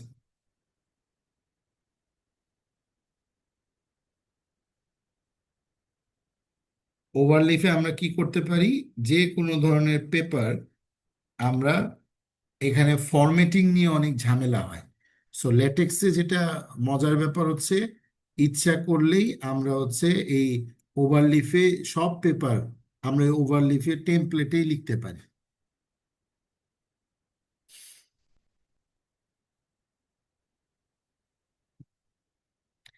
এই যে আমি এর আগে আমার যতগুলো কাজ, এই যে আমি এখানে কিছু কাজ আমার এখানে দেয়া আছে। এই যে আমার বুয়েটের থিসিস, আপনি দেখবেন এখনকার প্রত্যেকটা জার্নাল তাদের লেটেক্সের টেমপ্লেট দেয়া আছে। ওইখানে ক্লিক করলেই আপনি এখানে যে সার্চ করার সাথে সাথে এই যে আমার প্রজেক্টসে কিন্তু আমি আমার প্রজেক্টসগুলো দেখতে পারতেছি। আমি যখনই কোনো পেপার লিখতেছি, আপনি ইউটিউবে জাস্ট ভিডিও মানে দেখবেন যে আমি কিভাবে ওভারলিফে পেপার লিখবো। এইখানে কিছুই না, আমার ওই টেমপ্লেটে অটোমেটিকলি আমি এইখানে লিখলে আমার রাইটিংটা এখানে পেপারটা অলরেডি লেখা হয়ে যাবে ওই ফরম্যাটে, মানে যেই ফরম্যাটে আমার পেপার ইকুয়েশন টিকুয়েশন সব আমি এখানে HTML এর মধ্যে এই যে শুধু লেখাটা এখানে পেস্ট করব, ও অটোমেটিকলি ফরম্যাটিং করে পেপারটা লিখে ফেলবে। কথাই বুঝতে পারছেন?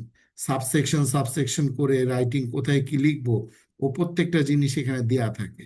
এবং আপনি যখন এই ওভারলেফের এই যে আমি এটা IEEE ফরম্যাটে আমি পেপারটা লিখছি, এখন আমার যে কোনো পেপার, আমি যে বুয়েটেরও লেটেক্সের টেমপ্লেট করা আছে। আপনার সব কয়টা জার্নালের লেটেক্সের টেমপ্লেট কিন্তু আমার যেগুলো Q1 জার্নাল, তাদের লেটেক্সের টেমপ্লেট করা আছে। সো ওই টেমপ্লেটের উপরে জাস্ট আপনি ওই নর্মাল যেই পেপারটা লিখছেন ওইটাই জাস্ট, এই যে দেখেন গোলাম রাব্বানি, আমি জাস্ট কি আমি আমার লেখাটা লিখছে, ও কিন্তু পুরো টেমপ্লেট ওয়াইজ কি জিনিসটাকে সুন্দর করে সাজায় ফেলছে, মানে যেটা আমরা নর্মালি ডকে করতে গেলে অনেক কষ্ট অনেক ঝামেলা, এইখানে কিন্তু আমি লিখলেই এটা চলে আসে। মানে এটা আপনি ইউটিউবে আপনি যদি ল্যাটেক্সে, বিশেষ করে রিসার্চার যারা, তাদের এই ল্যাটেক্সে কাজ শেখাটা খুবই জরুরি। দেন আমি এই যে নর্মালি এই যে ডাউনলোড করে ফেললাম,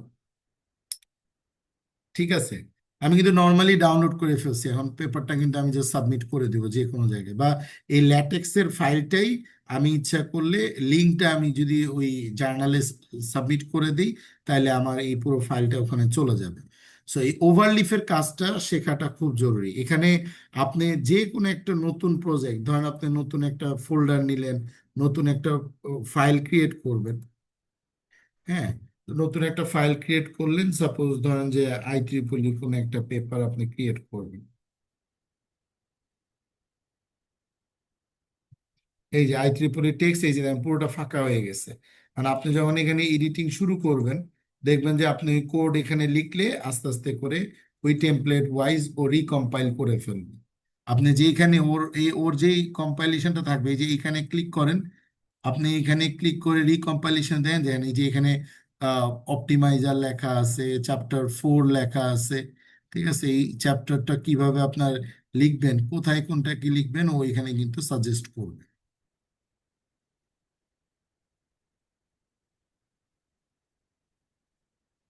সো এই হচ্ছে আমার ফরম্যাটিং। এবং আমি এখানে ইচ্ছা করলে আমি ফাইলটা শেয়ার করে দিতে পারি। সাবমিট করতে চাইলে আমি কোথায় সাবমিট করব আমার ফাইলটা, ওই কোম্পানি বা ওই জার্নালের নামটা এখানে দিলে অটোমেটিকলি, এই যে যেমন এই যে লেখছে পেয়ার, যে সাবমিট টু পেয়ার, যে ওই যে আমি আমার জার্নাল একটু আগে দেখাইলাম যেখানে আমার পেপার সাবমিট করছি। সো আমার এইখানে যে পেপারটা আমি লিখবো, এটা সাবমিট টু পেয়ার জার্নাল দিলে অটোমেটিক্যালি এটা ওইখানে কিন্তু প্রসেস হয়ে চলে যাবে। কথাই বুঝতে পারছেন? সো সব Q1 জার্নাল, ইন্টারন্যাশনাল এখন সব জার্নাল ওভারলিফে কাজ করে। এটা একটা অপরচুনিটি আমি বললাম। এখন আসি কিছু ফ্রি কোর্সেস। কিছু ফ্রি কোর্সেস এবং থার্ড সেশনে আমরা দেখবো হচ্ছে কিভাবে সার্টিফিকেট আমরা পাবো। আমাদের উইংস IRC থেকে আমরা কিভাবে এখন সাইটে যাব, সার্টিফিকেট কিভাবে পাবো এটা দেখাবো লাস্ট সেশনে। কিছু ফ্রি কোর্সেস আমি বলে দিচ্ছি। গুগলের AI ফর এনিওয়ান, আপনি এডেক্স প্ল্যাটফর্ম দিয়ে সার্চ দিলেই দেখবেন গুগলের AI ফর এনিওয়ান যে কোর্সগুলো ফ্রি পান অনলাইন লার্নিং এর, ফ্রি অনলাইন কোর্সেস গুলো। এই অনলাইন কোর্সেস গুলোর মধ্যে যেগুলো প্রফেশনাল প্রোডাক্ট মেকিং এর জন্য আপনি করতে পারবেন, যেগুলোর আপনি হয়তোবা ইংলিশে করা, আপনি হয়তোবা তার ভাষা শুরুর দিকে বুঝতেন না, বাট এখন যদি আপনি এই কোর্সগুলো করেন, আপনি তার পুরো ভাষা, প্রত্যেকটা ভাষা 70-80% আপনি ধরতে পারবেন যে ওকে ও এইভাবে বলতেছে। এবং তার যতগুলো ফান্ডামেন্টাল কোর্স এখন কিন্তু এডেক্সে প্রচুর কোর্স এডেক্সের কিন্তু প্রচুর, এটা গুগলের প্ল্যাটফর্ম, প্রচুর কোর্স কিন্তু বিভিন্ন ইউনিভার্সিটি অফার করতেছে free of cost. So free of cost যে কোর্সগুলো আপনার আছে, আপনি কিন্তু সেই কোর্সগুলো, এই যে machine learning, computer science, artificial intelligence, so আপনি মেশিন লার্নিং এ ধরেন ক্লিক করলেন, পাইথনে ক্লিক করলেন, courses and programs, courses and programs এর মধ্যে আপনি গেলেন যে কোন কোন কোর্সের মধ্যে আপনার ফ্রি অফ কস্ট করার অপরচুনিটি আছে। So machine learning with Python practical introduction, so introduction তো আপনি পারেন, লিনিয়ার মডেলস মেকিং আপনি পারেন, আপনি দেখবেন যে প্রজেক্ট মানে প্রোডাক্ট মেকিং রিলিভেন্ট কোনো প্রোডাক্ট এখানে ওরা দিছে কিনা, সেইগুলো আপনি ধরার চেষ্টা করবেন। আচ্ছা, আপনি যদি একেবারে নতুন হন তাহলে গুগলের কোর্সটি আপনার জন্য, এখন যেহেতু আপনার নতুন না, সুতরাং আপনি একটু অ্যাডভান্স লেভেলে খোঁজার চেষ্টা করবেন। এআই ফর এভরিওয়ান, এটা হচ্ছে এই অ্যান্ড্রো এনজির ওনার একটা কোর্স, যে কোর্সটা আসলে ওখানে দেয়। আরেকটা হচ্ছে introduction to artificial intelligence, IBM Coursera, IBM এর এই কোর্সটা, এখন এই কোর্সগুলো আপনারা নিয়ে আপনি এই সার্টিফিকেটস গুলোও কিন্তু নিয়ে নিতে পারেন, কারণ তাদের ছোট ছোট ছোট ছোট কোর্সের পরে হার্ভার্ডের এই কোর্সটা, এই কোর্সের সার্টিফিকেটও আপনি নিয়ে নিতে পারেন, যেগুলো free of cost. Generative AI and SAP, স্যাপের এই কোর্সটা হচ্ছে একদম ব্যবসায়িক যারা আমাদের অনেক পার্টিসিপেন্টসই বিজনেসম্যান, তো তারা অবশ্যই জেনারেটিভ এআই স্যাপ এই কোর্সটা আপনারা করবেন, এটা আমার রিকোয়েস্ট থাকবে। জেনারেটিভ এআই গুগল ক্লাউডের এই কোর্সটা 45 মিনিটের একটা মাইক্রো কোর্স, যেখানে জেনারেটিভ এআই এর মূল ধারার যে কাজ, জেনারেটিভ এআই মানে আমরা যে চ্যাট জিপিটি বা ডিপসেক বা যে এলএলএম সিস্টেমগুলো মানে লার্জ ল্যাঙ্গুয়েজ মডেলিং গুলো যে হচ্ছে, এটার উপরে 45 মিনিটের একটা মাইক্রো কোর্স আছে, খুবই ইফেক্টিভ। দেন আইবিএন স্কিলস বিল্ডে আর্টিফিশিয়াল ইন্টেলিজেন্সের কিছু ফান্ডামেন্টালস কোর্স এখানে আছে। আমারটা করার পরে এই কোর্সগুলো করলে আপনার কাছে একদমই মানে ইজি টু ইট মনে হবে, বাট আপনি একটা ফ্রি ওখান থেকে সার্টিফিকেট, আবার কিছু কিছু কোর্স ওরা ফ্রি দিছে, বাট সার্টিফিকেট নিলে ওরা টাকা নেয়, সো ওইটা আর নেওয়ার দরকার নেই। তো ক্যারিয়ার এসেনশিয়াল জেনারেটিভ এআই, মাইক্রোসফটের লিঙ্কডইনের একটা কোর্স আছে। সো এইবার আপনি একটু ফাইন্ড আউট করেন যে আপনার প্রফেশনাল কোর্স, বিশেষ করে web application making using AI free of cost course আপনি দেখেন।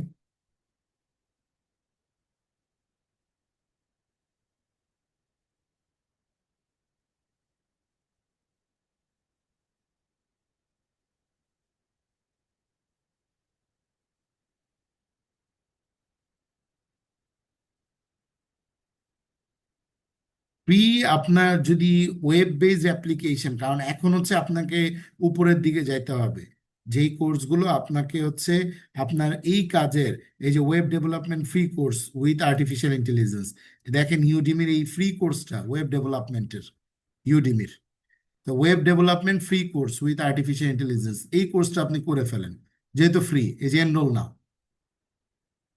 এই কোর্সে আপনি বিল্ড ওয়েবসাইট, এই যে এখানে খুব স্পেসিফিক, এটা দিয়েই শেষ করব আজকে। আপনি একটা ওয়েবসাইট বিল্ড করা উইথ এআই। এখন এই এআই মডেল ওরা কি করবে, এক্সিস্টিং যে কোনো একটা মডেল ওরা ইউজ করে ফেলবে। এখন আপনি ওই মডেলটা ইউজ করলে আপনি দেখলেই বুঝে যাবেন যে আসলে এই মডেলটা কিভাবে কাজ করছে, এটা ব্যাকএন্ড কিন্তু আপনার কাছে একদম ক্লিয়ার। কিন্তু ওই ব্যাকএন্ড ক্লিয়ার না থাকলে এখানে আসলে আপনার কাছে মনে হতো আচ্ছা ওয়েবসাইটটা আমি HTML CSS জাভাস্ক্রিপ্ট দিয়ে করতেই পারি, অথবা আমার ওয়েবসাইট তো আমি গুগল ওয়েবসাইট তৈরি করতে পারি, বা ওয়েবসাইটের এখন ওয়ার্ডপ্রেসের, ওপেন কার্টের প্রচুর ফ্রি টেমপ্লেট ওয়েবসাইট বানানোই আছে। তা আমি ওর পিছনে ফ্ল্যাশ এপিআইতে আমি মডেলটা বসাবো, কিভাবে বসাবো? সো এই যে ফ্রি, আপনার এই ফ্রি কস্টের যে কোর্সের এটা মানে এই এই টাকা লাগতেছে না, এই কোর্সটা করে আপনি learn to draw prompt engineer, আপনি এআই ওয়েবসাইট তৈরি করার ক্ষেত্রে আপনি প্রম্পট ইঞ্জিনিয়ারিং, তো আমি জিমিনাইতে আপনাদেরকে দেখাইছি যে কিভাবে প্রম্পটিংটা করতে হয়, কিভাবে লিখলে সে আমাকে কোডটা দেয়, তো ওই কোডটা দিয়ে বসায় বসায় আপনি একটা ওয়েবসাইট তৈরি করে ফেলতে পারবেন। ঠিক আছে, ওইটা আসলে কিভাবে আবার কাস্টমাইজ করতে পারবেন এআই ইউজ করেই, ডিফল্ট কিছু টেমপ্লেট দিয়ে আপনি একটা ওয়েবসাইট তৈরি করে ফেলতে পারবেন। এবং কোর্স কন্টেন্ট এখানে দেওয়া আছে, কোনো আপনার কোনো রিকোয়ারমেন্ট নাই, আপনার কিছু জানা লাগবে না, ইন্টারনেট কানেকশনটা লাগবে, এটা হচ্ছে রিকোয়ারমেন্ট। ডেসক্রিপশন হচ্ছে আপনি এখান থেকে introduction to AI in web design, মানে এমন আপনাকে এআইটা শিখাবে ওয়েব ডিজাইন কিভাবে করা যায়, মানে এআই ইউজ করে আপনি ওয়েব ডিজাইন করা শিখবেন। কিন্তু আপনি ওয়েবসাইটটা তৈরি করে সেল করতে পারবেন, যদি কেউ ওয়েবসাইট বানানোর জন্য আপনাকে পে করে, আপনি নিজেই ওয়েবসাইট বানায় ফেলতে পারবেন এআই ইউজ করে। তো এই কোর্স কন্টেন্টে এখানে সব কিছু দেওয়া আছে। আপনি এইটা করলে অ্যাটলিস্ট এই যে ওরা এখানে লিখে দিছে যে free course, online video content free, ঠিক আছে, কিন্তু সার্টিফিকেট আপনাকে দিবে না, কোশ্চেন অ্যান্সার দিবে না, ডিরেক্ট মেসেজ করার কোনো অপশন দিবে না। কথা কি বুঝতে পারছি? শুধু অনলাইন ভিডিও কন্টেন্টটা ফ্রি। ওকে, আপনি সার্টিফিকেট পাইলেন না, বাট আপনি এই আবার এখানে view paid web development course. So যতগুলো প্রফেশনাল কোর্স আছে এরা একটা সময় পর্যন্ত আপনাকে শিখায়, যখনই ওরা শেখানো শুরু করবে মানে একটু অ্যাডভান্স লেভেলে যাবে ও আপনার কাছ থেকে পেমেন্ট চাবে এবং শিখায়ও ফেলবে, পুরো অ্যাডভান্স শিখায় ফেলবে। কিন্তু ইউডেমি, কোর্সেরা, ইডেক্স, যতগুলো নাম বললাম, এরা সার্টিফিকেট নিতে গেলে $12, $15 বা $25 ওরা ডিমান্ড করে। সো আপনি সার্টিফিকেট দরকার নাই, যদি কেউ ফ্রি দেয় তো নিলেন, কিন্তু লার্নিংটা বন্ধ রাখা যাবে না যতক্ষণ না পর্যন্ত আপনি ইনকাম ইনশিওর হয়। আর যখনই আপনি ইনকাম ইনশিওর হবে অবশ্যই আমাদের উইংস আইআইসিতে আপনি জানাবেন। আমরা আপনার পজিশন, আপনার অ্যাচিভমেন্টস গুলোকে আমরা তুলে ধরবো যে আপনি এখন কোথায় আছেন। এটাই কিন্তু মৃত্যু পর্যন্ত আমাদের পাথেয়। সো সেকেন্ড সেশনে এই ছিল দেখানোর মতো। থার্ড সেশন শুরু হবে ঠিক 9:55-তে। আমরা তখন দেখাবো কিভাবে আমরা সার্টিফিকেটস পাবো। এবং আমাদের সাইট আপনারা দেখতে থাকেন, wingsireic.com.bd। সাইটে আপনারা ঢুকেন, একটু এক্সপ্লোর করতে থাকেন, থার্ড সেশনে বিস্তারিত আলাপ হবে। Thank you. সার্টিফিকেট ডিসকাশনের আগে আরো দুটো সোর্স কোড একটু দেখাই দিই। 16 নম্বর ক্লাসে অলরেডি আমি হচ্ছে শেয়ার করে দিছি। সেটা হচ্ছে আপনার 16 নম্বর ক্লাসে যে সুগার ক্যান, আখের 5 রকমের ক্লাস এখানে, আহ, বিভিন্ন ধরনের আখের পাতার এটা কিছু ইমেজ, হেলদি, অলরেডি এটা পাবলিশড একটা পেপার। সো এই জন্য এটার কোড শেয়ার করাও কোনো সমস্যা নাই। সো এটার mosaic, read board, rust, yellow, মানে এগুলো হচ্ছে সব পাতার রোগের বেস করে 5টা ক্লাস। এটা বুঝছি তো নাকি? ক্লাস বুঝছি তো? ট্যাটোকোনাস আছে নাই সাসপেক্টেড, ঠিক আছে না? সো এখানে আচ্ছা। ভিশন ট্রান্সফর্মার, আমি সব রকমের কাজ তো দেখানো সম্ভব নয়, এই জন্য ভিশন ট্রান্সফর্মার হচ্ছে আরেক ধরনের মানে ভিশন ট্রান্সফর্মার সিএনএন যেরকম একটা আর্কিটেকচার, ভিশন ট্রান্সফর্মার হচ্ছে আরেক রকমের আর্কিটেকচার। ঠিক আছে, ওটা কি করে? পিক্সেলকে পিক্সেলকে ছোট ছোট ছোট ছোট ছোট ছোট করে সে পিচে ভাগ করে ফেলে। সো এটা একটু আমরা পড়লেই বুঝে যাব। মানে এর মূলত কাজ হচ্ছে আর্কিটেকচারের, সে প্যাচ করে, প্যাচ ক্রিয়েট করে এবং এই প্যাচগুলোকে সে এমবেড করে এবং ওই এমবেডেড প্যাচগুলো দিয়ে সে পজিশনিংটা করে করে সে ক্লাসিফিকেশন টোকেনটাকে ফাইন্ড আউট করে। যেমন আমরা কি করছিলাম, আমরা সিএনএন আর্কিটেকচারে কি করছিলাম, প্রথমে আমরা কনভলিউশন করছিলাম, করার পর আমরা পুলিং করছিলাম, তা আবার কনভলিউশন, তারপর পুলিং, এভাবে কনভলিউশন পুলিং করতে করতে আমরা লাস্টে ফ্ল্যাটেন একটা অ্যারে পাইছিলাম, যেটার মধ্যে আমরা নিউরাল নেটওয়ার্ক চালাই, দেন আমরা আউটপুট লেয়ারে ক্লাসিফাই করছিলাম। আর এইখানে ভিশন ট্রান্সফরমারে কি করে, প্যাচ নিয়ে কাজ করে। এখন এই আর্কিটেকচার আমি কেন এক আর্কিটেকচারের মধ্যে আরেকটা আর্কিটেকচার আমি শিখাইনি, বিকজ অফ আমার কম্পিউটার ক্লাসিফাই মানে আমার কম্পিউটার ভিশন ক্লাসিফিকেশনের জন্য আমার অনেক আর্কিটেকচার জানার দরকার নেই, বাট এই ভিট নিয়ে অনেক কাজ হয়েছে। সামনে এরকম প্রচুর ক্লাসিফিকেশন মডেল আসবে, যারা রিসার্চ করে তারা প্রতিনিয়ত ওরকম মডেল বানাইতেই থাকে। এইখানে হচ্ছে এটা ইয়ে অলরেডি এই ইম্পোর্ট টাইম এখানে পুরো কোড দেওয়া আছে। এখানে কিছু টেনসার ফ্লোর অ্যাডঅনস কিছু অ্যাড করে নিতে হবে। দেন হচ্ছে এই যে আমরা যা যা লাইব্রেরি ইউজ করছি সব লাইব্রেরি এখানে থাকবে, এখানেও কনভলিউশন, ম্যাক্সপ্লেইন, ফ্ল্যাটেন সব কিছুই থাকবে। এখন এখানে যাই শুধু দেখবো কি, আমি মডেল ট্রেন করার আগে মানে নতুন কিছুই নাই, যে লেভেলস গুলো আমি চিনায় নিচ্ছি। এবং এইখানে আমি যখনই কিছু বুঝবো না আমি চ্যাট জিপিটির সাথে গল্প করব, কোনো সমস্যা নাই। এবং আমি ওইভাবে ওই যে আমি যেখানে রাখছি ডাটা সেট, ডাটা ডিরেক্টরিটা চিনাই নিব। এবং হচ্ছে আমি এখানে একটা ফাইল নেম যদি আমি দিই, স্প্লিট করার জন্য ফাইল নেম, দেন ক্লাস আইডি যদি আমি দিতে চাই, সেভাবে দিয়ে আমি প্রত্যেকটা ইমেজকে নিয়ে আসবো। মানে ওইখানে যেভাবে আমি সিএনএন এ ইমেজ নিয়ে আসছি, আমি এখানে মানে ওই ইমেজগুলো আনার পর্যন্ত, মানে এই পর্যন্ত আমাকে এইভাবেই করতে হবে তা না। আমি 17 নম্বর ক্লাসে যেইভাবে আমি ইমেজকে এই পর্যন্ত আনছি আমি আনবো। দেন আমি প্লটিং যেভাবে করার, হেলদি কয়টা আছে, নন হেলদি কয়টা আছে, এটা করব। এইখানে যেভাবে কোড করা আছে এটাই করতে হবে তা না কিন্তু। 17 নম্বর ক্লাসে আমি যেভাবে ক্লাস থেকে ইমেজকে নিয়ে আসছি, ঠিক সেইভাবে আমি এখানে ইমেজটাকে নিয়ে এসে আমি দেখব যে কতগুলো ইমেজ আছে, ফিগার সাইজগুলো দেখব। যখন আমি মডেলটাকে এই যে শেপ করতেছি, তো আমরা শেপ করা তো শিখছি 17 নম্বর ক্লাসে, টেস্ট ট্রেনিং টেস্ট স্প্লিটও করা শিখছি। এটা শেপ ওয়াইজ আমি ট্রেনিং টেস্ট স্প্লিট সব কিছু আমি করব। যখনই আমি মডেলটাকে ট্রেন করতে যাব, এই পর্যন্ত শেখার কিছু নাই।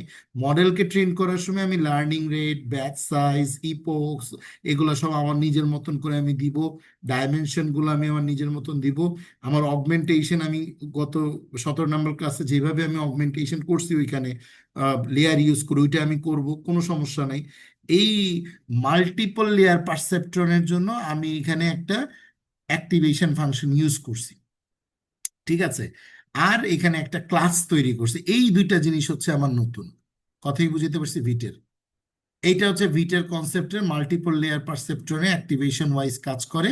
আরেকটা হচ্ছে ও প্রত্যেকটা ইমেজকে ধরে ধরে প্যাচ সাইজ ওয়াইজ সে ভাগ করে প্রত্যেকটা ইমেজকে। সো এই ব্যাচ সাইজ কত আমি যা বলছি উপরে তাই হবে। প্রত্যেকটাকে ইমেজকে ধরে ধরে ওইটা সাইজ ধরবে, স্ট্রিচ ধরবে, ওটার প্যাডিং, মানে ওইটাকে একটা ভ্যালিড শেপের মধ্যে প্যাচ, ওই পুরো ইমেজটাকে ছোট ছোট ছোট পিক্সেলে ভাগ করে নিয়ে আসবে। নিয়ে আসার পরে দেন হচ্ছে ওই যে ইমেজ সাইজ, প্যাচ সাইজ কত আসবে, আমি তখন ওই ইমেজটাকেই যে এরকম ঘোলাটে হয়ে যাবে, মানে ইমেজটাকে খুব বেশি, মানে ছোট ছোট ছোট ছোট টুকরা টুকরা টুকরা টুকরা সে করে ফেলবে। ওটার একটা সাইজ আসবে। এখন এই সাইজটা আমি বারবার চেঞ্জ করব। এই প্যাচ সাইজ বারবার আমি চেঞ্জ করব, ইমেজ সাইজ এবং প্যাচ সাইজ চেঞ্জ করে করে দেখব যে আমার আসলে ইমেজটাকে সে ভালোভাবে ক্লাসিফাই করতে পারে কিনা। এই যে পুরো ইমেজটাকে সে টুকরা টুকরা টুকরা করে ভেঙে ফেলবে। দেন আবার প্যাচটাকে কি করবে, যে এনকোড করবে, যেটা আমি বলছিলাম। দেন আমি ওই হেডিংটাকে ধরে ওই যে মাল্টিপল লেয়ার যে ফাংশনটা উপরে কল করছি, ওখানে প্রত্যেকটা পিক্সেলকে সে পাঠাবে। পাঠায় সে ওই ফিচার অ্যানালাইসিস করবে। দেন আমি কি পড়ছিলাম, ওই এমবেডিং করার পরে সে মডেলটাকে রিফাইনিং করবে। এই যে এখানে যে অপটিমাইজার ইউজ করছি আমি, লার্নিং রেট, দেন মডেল কম্পাইল করছে। আমরা যে মডেল কম্পাইল করছি এইটা হচ্ছে এইখানে মডেল কম্পাইলের জন্য, এটা কেরাসের আন্ডারেই ম্যাট্রিক্সের আরেকটা হচ্ছে ফাংশন, যেটাকে বলে স্পার্স ক্যাটাগরিক্যাল অ্যাকুরেসি, যেটা আমি ইউজ করি অ্যাকুরেসি এবং টপ 5 অ্যাকুরেসিকে আমি ক্যালকুলেট করার জন্য। আমি এখানে একটা ফাইল পাথ বানাই দিছি। এই ফাইল পাথ আমি যা দিব, সেখানে আমার লোকাল ফাইতে একটা ফাইল পাথ তৈরি হয়ে যাবে। ঠিক আছে। ওই যে আমরা চেক পয়েন্ট, ফাইল পাথ যা যা আমরা করছি তাইতে আমরা এখানে করবো। এই এই এই জায়গায় কিছু নাই। এটা হচ্ছে আমার মডেলটা, মডেল এইখানে তৈরি হয়ে গেছে, এই যে এইটা। তার মানে মেইন হচ্ছে আমার এই এমবেডেড পর্যন্ত, এই রিটার্ন মডেল, এই যে ক্রিয়েট ভিট ক্লাসিফায়ার, এইটাই হচ্ছে আমার মেইন মডেল। বাকি সব আমরা 17 নম্বর ক্লাসে যেভাবে করছি, আমরা ওইভাবে আউটপুট করে যে এই ক্লাসিফায়ারের এই যে মডেল সামারিটা দেখবো, এই যে দেন হচ্ছে আমি ওইটার আউটপুট অ্যাকুরেসি ট্যাকুরেসি সবকিছু আমি বের করে ফেলতে পারবো, কনফিউশন ম্যাট্রিক্স সহ। ঠিক আছে, অ্যাকুরেসি ট্যাকুরেসি সব বের করে। সো এইখানে এই একটা প্রজেক্ট আমি করে দিছি। আরেকটা জিনিস আমার হচ্ছে আহ, ইচ্ছা হচ্ছে যে আমরা ইয়েলোর একটা প্রজেক্ট আমি এখানে আহ, দেখাই দিব। ইয়েলোর প্রজেক্টটা আপনি অলরেডি রোবোফ্লোতে ইয়েলোর কোড সহ আপনি পাবেন। মানে এটা আমার দেয়া লাগবে বিষয়টা তা না। আমরা যদি রোবোফ্লোতে যাই, খুব ইজিলি আমি একটু দেখাই দিই। Get started, solution.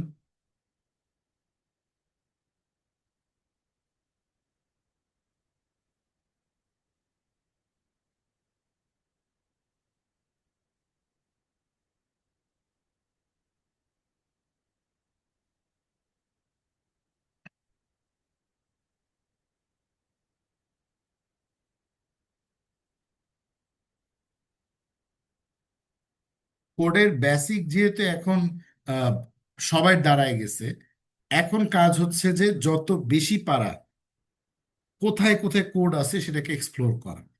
এই যে আমি রোবোফ্লোতে ঢুকলাম, হ্যাঁ, প্রজেক্টস, এই যে আমি ক্যারাটোকনসের প্রজেক্টস এখানে করছিলাম, সেই জন্য এই যে আমি এক্সপ্লোর করব। এই যে এক্সপ্লোরে আমি এসে এই যে দেখেন project type, all projects, object detection, খুব ভালো করে আমি বলতেছি, আমি রো ফ্লোতে গেলাম, এক্সপ্লোরে গেলাম, গিয়ে আমি অবজেক্ট ডিটেকশন আমি সিলেক্ট করলাম যে অবজেক্ট ডিটেকশন করব। এই যে ইয়েলো ভাইব 8, 9, 10, 11, 12, এই প্রত্যেকটা ভার্সনের কোড এখানে দেয়া আছে।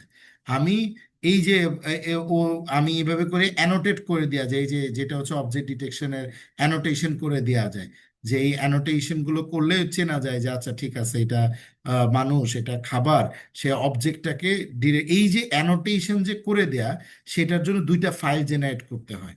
ঠিক আছে, মানে আমার ওই ক্লাসটাকে চেনানোর জন্য দুইটা ফাইল জেনারেট করতে হয়। এখানে কিন্তু সবই কিন্তু রেডি প্রজেক্ট, অবজেক্ট ডিটেকশনের সব প্রজেক্ট এখানে দেওয়া আছে।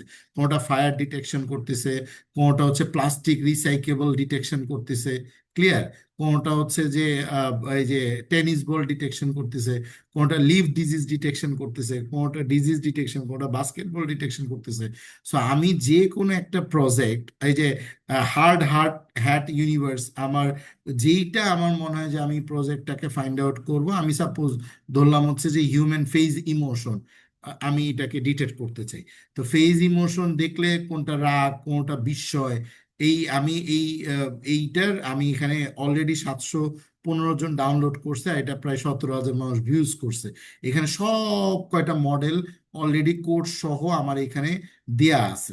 এখন আমি ফেস রিকগনিশনের জন্য আমার কি, ইউজ দিস মডেল, আমি এখানে ক্লিক করে ডিটেক্ট অ্যান্ড ক্লাসিফাই, এটাকে আমি যদি ক্লিক করি, তখন কিন্তু আমি এই ডাটা সেটটাকে ইউজ করে আমি কিন্তু এই মডেলটাকে এখানেই রান করাইতে পারবো। ঠিক আছে, আমি যদি এই যে এটাকে চুজ করি ডিটেকশন যে মডেল, হ্যাঁ এই মডেলটা হচ্ছে এদের এখানে হচ্ছে অ্যাক্টিভ মডেল, আমি একদম সোর্স কোডে নিয়ে যাই।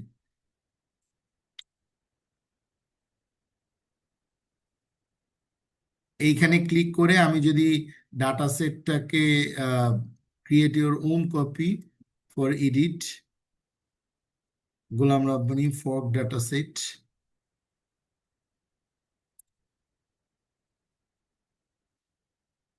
এই যে এই পুরো ডাটা সেটটা কিন্তু আমার এখানে দিয়ে দিছে, সব সব কিন্তু জেপিজি ফাইল। ঠিক আছে, ডট জেপিজি ফাইল।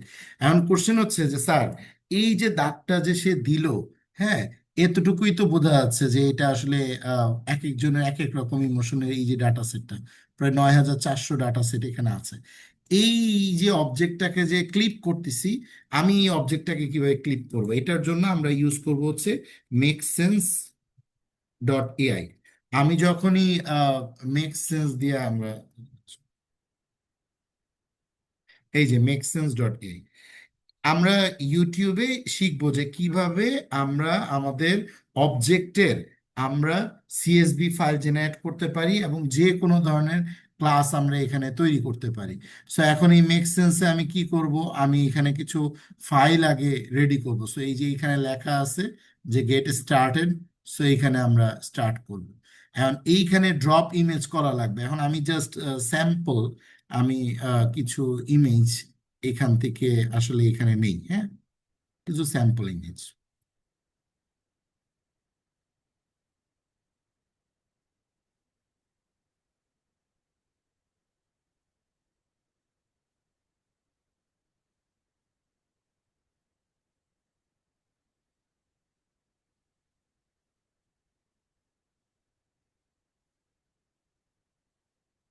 আচ্ছা, এইখানে আমি যদি ইমেজ একটা ওপেন করে দেখাই, যে এখানে সাপোজ একটা আহ, 3 রকমের ক্লাসের কিছু ইমেজকে এখানে হচ্ছে একটু ওপেন, এখানে আমার পিএনজি এটা আসলে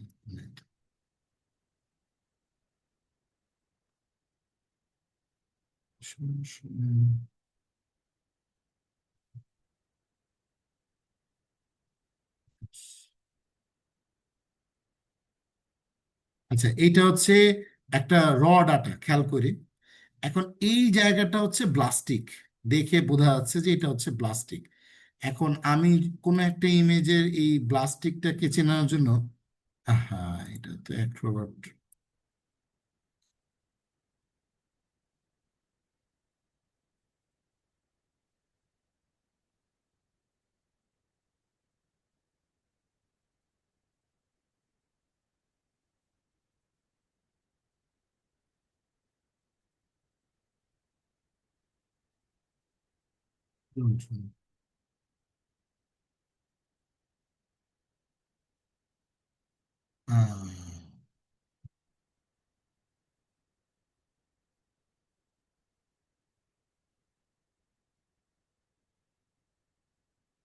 শেয়ারিং কি দেখা যাচ্ছে না?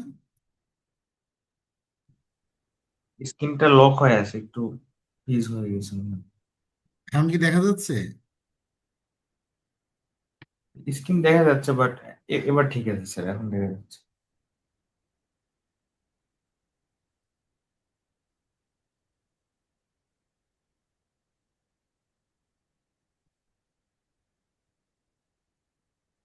দেখতে পারতিছো? এটা হচ্ছে মেরুদণ্ডের একটা স্পাইনাল কর্ড ইনজুরির, হ্যাঁ, ইমেজ। হ্যাঁ, সো আমরা যখনই কোনো একটা ইমেজ, এই ইমেজগুলো বোঝা যাচ্ছে, আমি কিন্তু ইমেজ চেঞ্জ করতেছি। ব্লাস্টিক ইমেজ, এই যে 6, 7, 8, 9, এগুলো সবই কিন্তু ব্লাস্টিক ইমেজ। জি দেখছো স্যার, এখন 17? ঠিক আছে। হ্যাঁ, এগুলো হ্যাঁ। কিন্তু সবই ব্লাস্টিক ইমেজ, মানে এটা এক ধরনের মানে ডিজিজ, যেটা হচ্ছে বোন ক্যান্সার বলে, মেরুদণ্ডের ক্যান্সার। তো এখন এই ব্লাস্টিক আমার এখানে, ব্লাস্টিক ডেটা সেটও আছে, আবার হচ্ছে আমার এখানে এই যে নর্মালও আছে। নর্মালগুলো একটু ওপেন করি। এটা হচ্ছে নর্মাল, এটা ব্লাস্টিক না, ঠিক আছে, ক্ষয়ে যায় নাই। আর এই যে নর্মালগুলো দেখবো যে একটু চিকুন, মানে এই সাইডটা, নিচের সাইডটা হচ্ছে একটু ভাঙা, আর ইয়ে একটু মানে এটা কি বলে, শার্প। কিন্তু ব্লাস্টিক গুলো হচ্ছে এই জায়গাটা একটু গোল হয়ে গেছে, ক্ষয়ে গেছে। আচ্ছা, দেন হচ্ছে লাইটিকটা দেখি। এটা হচ্ছে মেরুদণ্ডের আরেকটা শেপ। এই যে লাইটিক হচ্ছে, এই যে এই সাইডের মেরুদণ্ড কিন্তু এই যে একটু ক্ষয়ে গেছে, খেয়াল করছো? ক্ষয়ে গেছে, ওরকম কিন্তু শার্প ছিল না। এখন আমি মেক সেন্স এআই তে গেলাম। মেক্সেন্স এআইতে গেলাম, গিয়ে আমি ইমেজ, এই যে আমি মডেল ট্রেন্ডের জন্য আমি সাপোজ লাইটিকের, আমি মানে ইমেজ, এখানে যদি সব ইমেজ তুলতে চাই, এখানে তো প্রায় 1100 ইমেজ আছে, আমি সাপোজ ব্লাস্টিকের দুইটা ইমেজ আমি এখানে ছেড়ে দিলাম, ঠিক আছে। এখন আমি কি করব? অবজেক্ট ডিটেকশন করব। সো আমি অবজেক্ট ডিটেকশন করলাম, ইওর লেভেল লিস্ট ইজ এমটি, খেয়াল করো। সো আমি এখানে স্ক্রিন দেখতে পারতেছো? এটা জি স্যার, তোমরা দেখা হচ্ছে, যায়। এটা তোমরা হচ্ছে যে ইউটিউবে সার্চ করলেও কিভাবে মেক সেন্স এআই আমরা ইউজ করব, কিভাবে আমরা অবজেক্ট ডিটেক্ট করার জন্য, ইয়েলো মডেল রান করার জন্য আমরা অ্যানোটেশন করব। শব্দটা কি বললাম? অ্যানোটেশন করব। হ্যাঁ, ওই অ্যানোটেশন করার অ্যাপ্রোচটা ইউটিউবে মেক সেন্স এআই এর অ্যাভেলেবেল, থাউজেন্ডস থাউজেন্ডস ভিডিওস আছে। আচ্ছা, জি।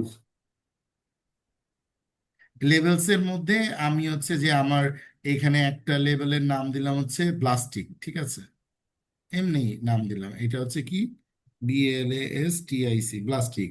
আরেকটা দিলাম হচ্ছে লাইটিক, ঠিক আছে, যেটা আমার ক্লাস। আরেকটা দিলাম নর্মাল, ঠিক আছে। এই তিনটাই হচ্ছে কি আমার ক্লাস। এই, এখন এই লেভেল টেক্সটটাকে আমি হচ্ছে যে আমার মেক সেন্স এআই এর মধ্যে আমি লেভেলাইজ করে দিলাম। আচ্ছা, লেভেলস ফ্রম ফাইল, এই লেভেলস ফ্রম ফাইলে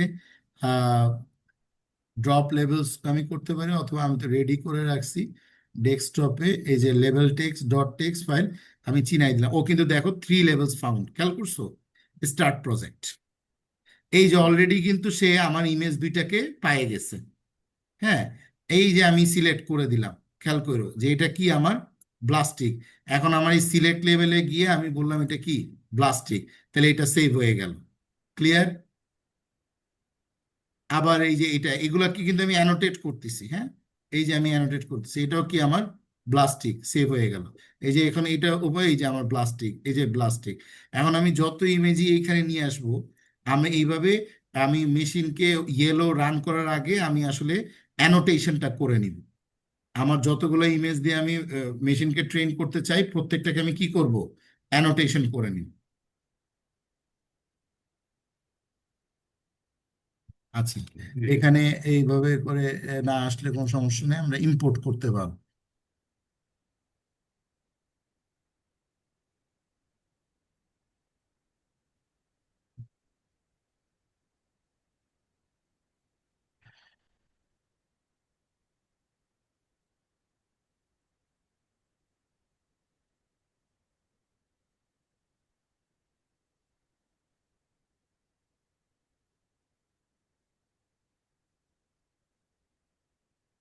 এই যে ইম্পোর্ট ইমেজেস, খেয়াল করছো?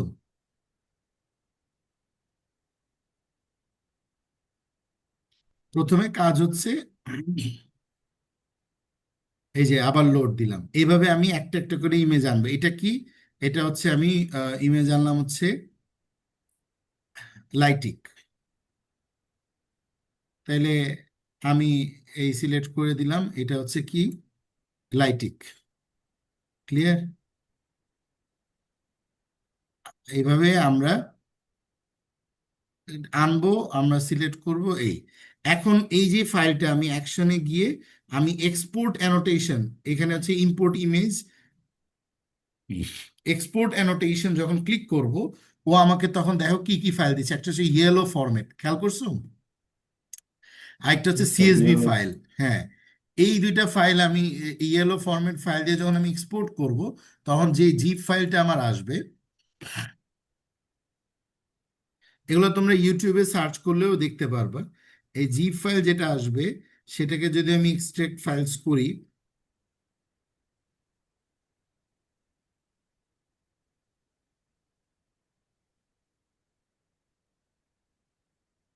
এই যে লেভেলস মাই প্রজেক্ট নেম, এর ভিতরে দেখো ওই যে ব্লাস্টিকের যে দুইটা আমি ইমেজ করলাম, হ্যাঁ, অ্যানোটেশন, আর এই যে তিনটা লাইটিকের যে আমি অ্যানোটেশন করলাম, এরকম যদি আমি মানে 500 ইমেজকে আমি অ্যানোটেশন করি, ওই অ্যানোটেশনের টেক্সট ফাইলটা এখানে চলে আসবে। দেখো এখানে কিন্তু সে একটা, দুইটা, তিনটা, চারটা, পাঁচটা, এই পাঁচটা ডেটা দিয়ে কিন্তু সেই ওই ইমেজের পজিশনটাকে কিন্তু ফাইনালাইজ করছে যে এই পজিশনটাই হচ্ছে ব্লাস্টিক।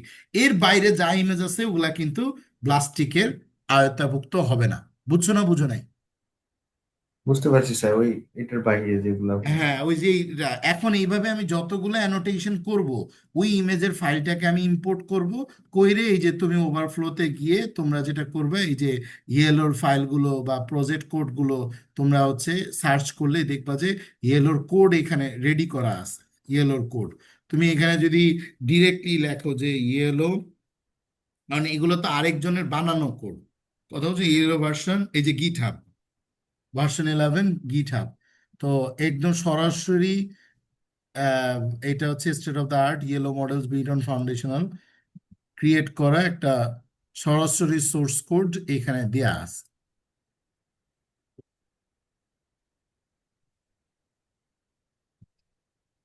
এখানে যদি আমি একটু আর একটু সার্চ দিই, যে ইয়েলো ভার্সন গিট হাব IPYNB ফাইল, যেহেতু আমরা ইয়ে করছি, পাইথনের কোডে করছি, হ্যাঁ, এই যে, এই যে কোল্যাব, কোল্যাব, খেয়াল করছো? স্যার 11 কোল্যাবে কোল্যাব। হ্যাঁ, একদম পুরো সোর্স কোড সহ, এই যে তুমি কোডে ক্লিক করলে দেখবো পুরো সোর্স কোড চলে আসে, এই যে পুরো IPONB ফাইলের কোডটা। এন্ড কোড যখন তুমি রান করবা, তখন হইতেছে কি এই যে পুরো সোর্স কোড সহ চলে আসবে, এই যে একদম পুরো সোর্স কোড এখানে, এই যে লাইন বাই লাইন প্রিডিকশন বলে বলে তুমি এবার কোথায় ভ্যালিডেশন করবা, কি করবা না করবা, এই। সো এই ইয়েলো দিয়ে এখন প্রচুর পেপার হচ্ছে, ভিশন ট্রান্সফর্মার দিয়ে প্রচুর পেপার হচ্ছে বিভিন্ন প্রাইমারি ডাটা সেটের উপরে। সো এগুলো হচ্ছে কাজ করতে করতে করতে করতে তোমার আইডিয়া হয়ে যাবে। সো এই হচ্ছে আমি মোটামুটি অ্যানোটেশন করা শিখাই দিলাম, এবং অ্যানোটেশন করার পর ফাইল কিভাবে নেওয়া হবে এগুলো ইউটিউব থেকেও অ্যাভেলেবেল ভিডিও পাবো। দেন হচ্ছে আমরা ইয়েলোর কোড আমি কিভাবে পাবো, দেন আমি রোবোফ্লো থেকে আমি কিভাবে মডেল পাবো, এগুলো তোমরা যদি ঘাটাঘাটি করে যে how to train and deploy yellow version 12 tutorials click করবা, ক্লিক করলে দেখবো রোবোফ্লোতে কিন্তু তোমার পুরো প্রজেক্ট কিন্তু করে দেয়া আছে, create custom data set level training থেকে শুরু করে এই টিউটোরিয়ালসটা দেখলে তুমি এই পুরো ভার্সনের মডেলস গুলো সব দেখতে পাবো। 11 12 মানে 5 থেকে শুরু করে মিন এভারেজ প্রিসিশন ফাইন্ড আউট করা পর্যন্ত পুরো স্টেপ বাই স্টেপ প্রচুর ভিডিও টিউটোরিয়ালস দেওয়া আছে ইয়েলো। মূলত কাজ কি? ইয়েলোর মূল ফর্ম হচ্ছে ইউ অনলি লুক ওয়ান্স। মূলত কাজই হচ্ছে অবজেক্ট ডিটেক্ট করা। সো আমি যখন অ্যানোটেশন করে দেই, তখন ইয়েলোর স্পেসিফিক যে ট্রেন্ড মডেলটা ওটা রান করলেই সে অবজেক্টটাকে ডিটেক্ট করতে পারে। এটা জটিল কোনো ইস্যু না। সো আমরা মোটামুটি কিন্তু প্রত্যেকটা জিনিসকে টাচ করে ফেলছি। এখন হচ্ছে তোমাদের প্র্যাকটিস করার জায়গা। এটা যে যত বেশি করবে, আর আমাদের গ্রুপে তো যারা একবার পার্টিসিপেন্ট হয়ে যায় লাইফ টাইমের জন্য, তাদের সকল অ্যাচিভমেন্টস আমাদের সাথে আহ, জানানো, আমাদের টাচে থাকা। রিসার্চ তো আর একা একা হয় না, ফান্ডিং প্রজেক্ট একা একা হয় না, এটা একটা কন্টিনিউয়াস প্রসেস। এই জন্য I am requesting to all যে সবাই আমাদের সাথে টাচে থাকা, এবং যে কোনো ধরনের সলিউশনস এবং প্রবলেমস দোনো ক্ষেত্রেই যাতে আমরা একে অপরকে হেল্প করতে পারি, এটা হচ্ছে আমাদের মূল উদ্দেশ্য। আচ্ছা, এটা হচ্ছে আমাদের রেগুলার ওয়েবসাইট। এখানে এখন কাজ হচ্ছে, আপনারা এনরোল নাওতে যাবেন, গিয়ে আপনারা আহ, যেই মেইল দিয়ে ফার্স্ট আমাদের এখানে রেজিস্ট্রেশন করছিলেন, সেই মেইলটা অবশ্যই আপনাদের কাছে আছে, তাই না? সাপোজ মিশকাত এখানে আহ, যদি আমাকে একটু আহ, বলো যে মিশকাতের কোন মেইলটা ছিল। স্যার, MASKAT 646 আমার নামে। এটা কি আমরা এখানে তো এই 661 কি জি তোমার স্যার। Mobile number? জি স্যার, এটা ছিল, বাট আমার রেজিস্ট্রেশন করেছিলাম স্যার ভার্সিটি মেইলটা দিয়ে রেজিস্ট্রেশন করি। জি স্যার, 661 এটা আমার নাম্বার। এই মেইল দিয়েই তো রেজিস্ট্রেশন করা, তাই না? জি স্যার। আচ্ছা, যেটা ইস্যু হচ্ছে যে আমার এখানে যে মেইল আছে, কারণ এখানে অ্যাপ্রুভালের বিষয় আছে, তো আমি দেখাই দিচ্ছি আর কি অ্যাপ্রুভালের বিষয়টা কি। যে সাপোজ এই মেইলটা কি এখন ওপেন আছে তোমার পিসিতে? জি স্যার, এখনো ওপেন আছে স্যার। আচ্ছা, ওপেন আছে। আমি ইমেল দিয়ে আমি একটা সাইন আপ করে ফেলতেছি, ঠিক আছে?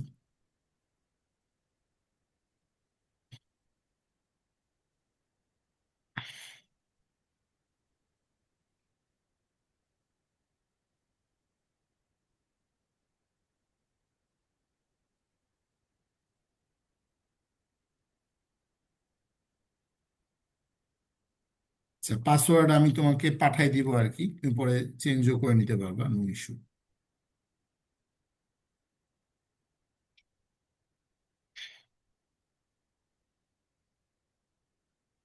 ওকে, এটা করার সাথে সাথে এই যে মেশকাত এই নামে অলরেডি একটা প্রোফাইল রেডি হয়ে গেছে, হ্যাঁ।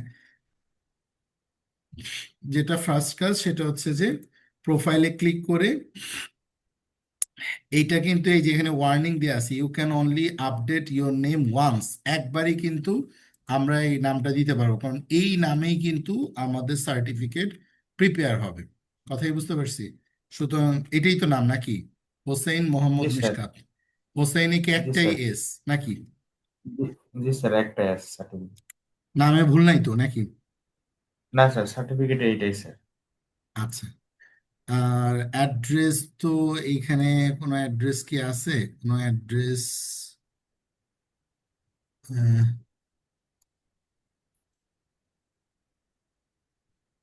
আচ্ছা, অ্যাড্রেস অ্যাড্রেস ফোন নাম্বার এগুলো আমরা আবার চেঞ্জ করতে পারবো, শুধু নামটাই চেঞ্জ করতে পারবো না। শুধু অ্যাড্রেস আপাতত ড্যাফোডিল দিয়ে রাখুন, you can change anything. Phone number এইটাই তো না? জি স্যার। ফোন নাম্বারও চেঞ্জ করা যাবে, no issue. Okay, profile updated. এখন যেটা হচ্ছে, আমরা এখানে তো কোনো কোর্স এনরোল নাই, ঠিক আছে?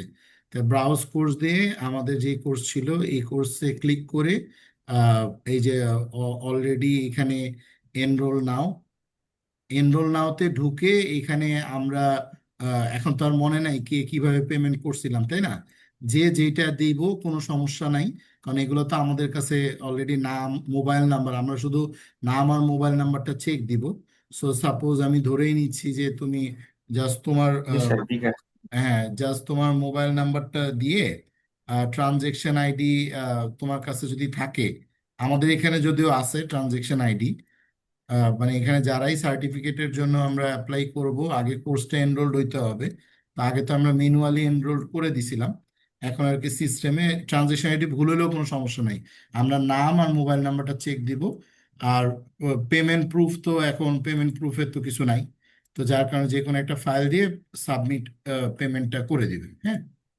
আচ্ছা, পেমেন্ট সাবমিটেড হয়ে গেলে এখানে পেন্ডিং লেখা আসবে। সো আমি যেটা করব সেটা হচ্ছে যে আমাদের যে অ্যাডমিন প্যানেল থেকে আমরা হচ্ছে আহ, ওই আপনাদের কোর্সটাকে অ্যাপ্রুভ করে দিব, তাহলে আগে কোর্স এনরোলমেন্টটা কনফার্ম হয়ে যাবে। মিশকা, তোমার মেইলে দেখো যে একটা মেইল চলে গেছে, মানে কোর্স এনরোলমেন্টের একটা মেইল।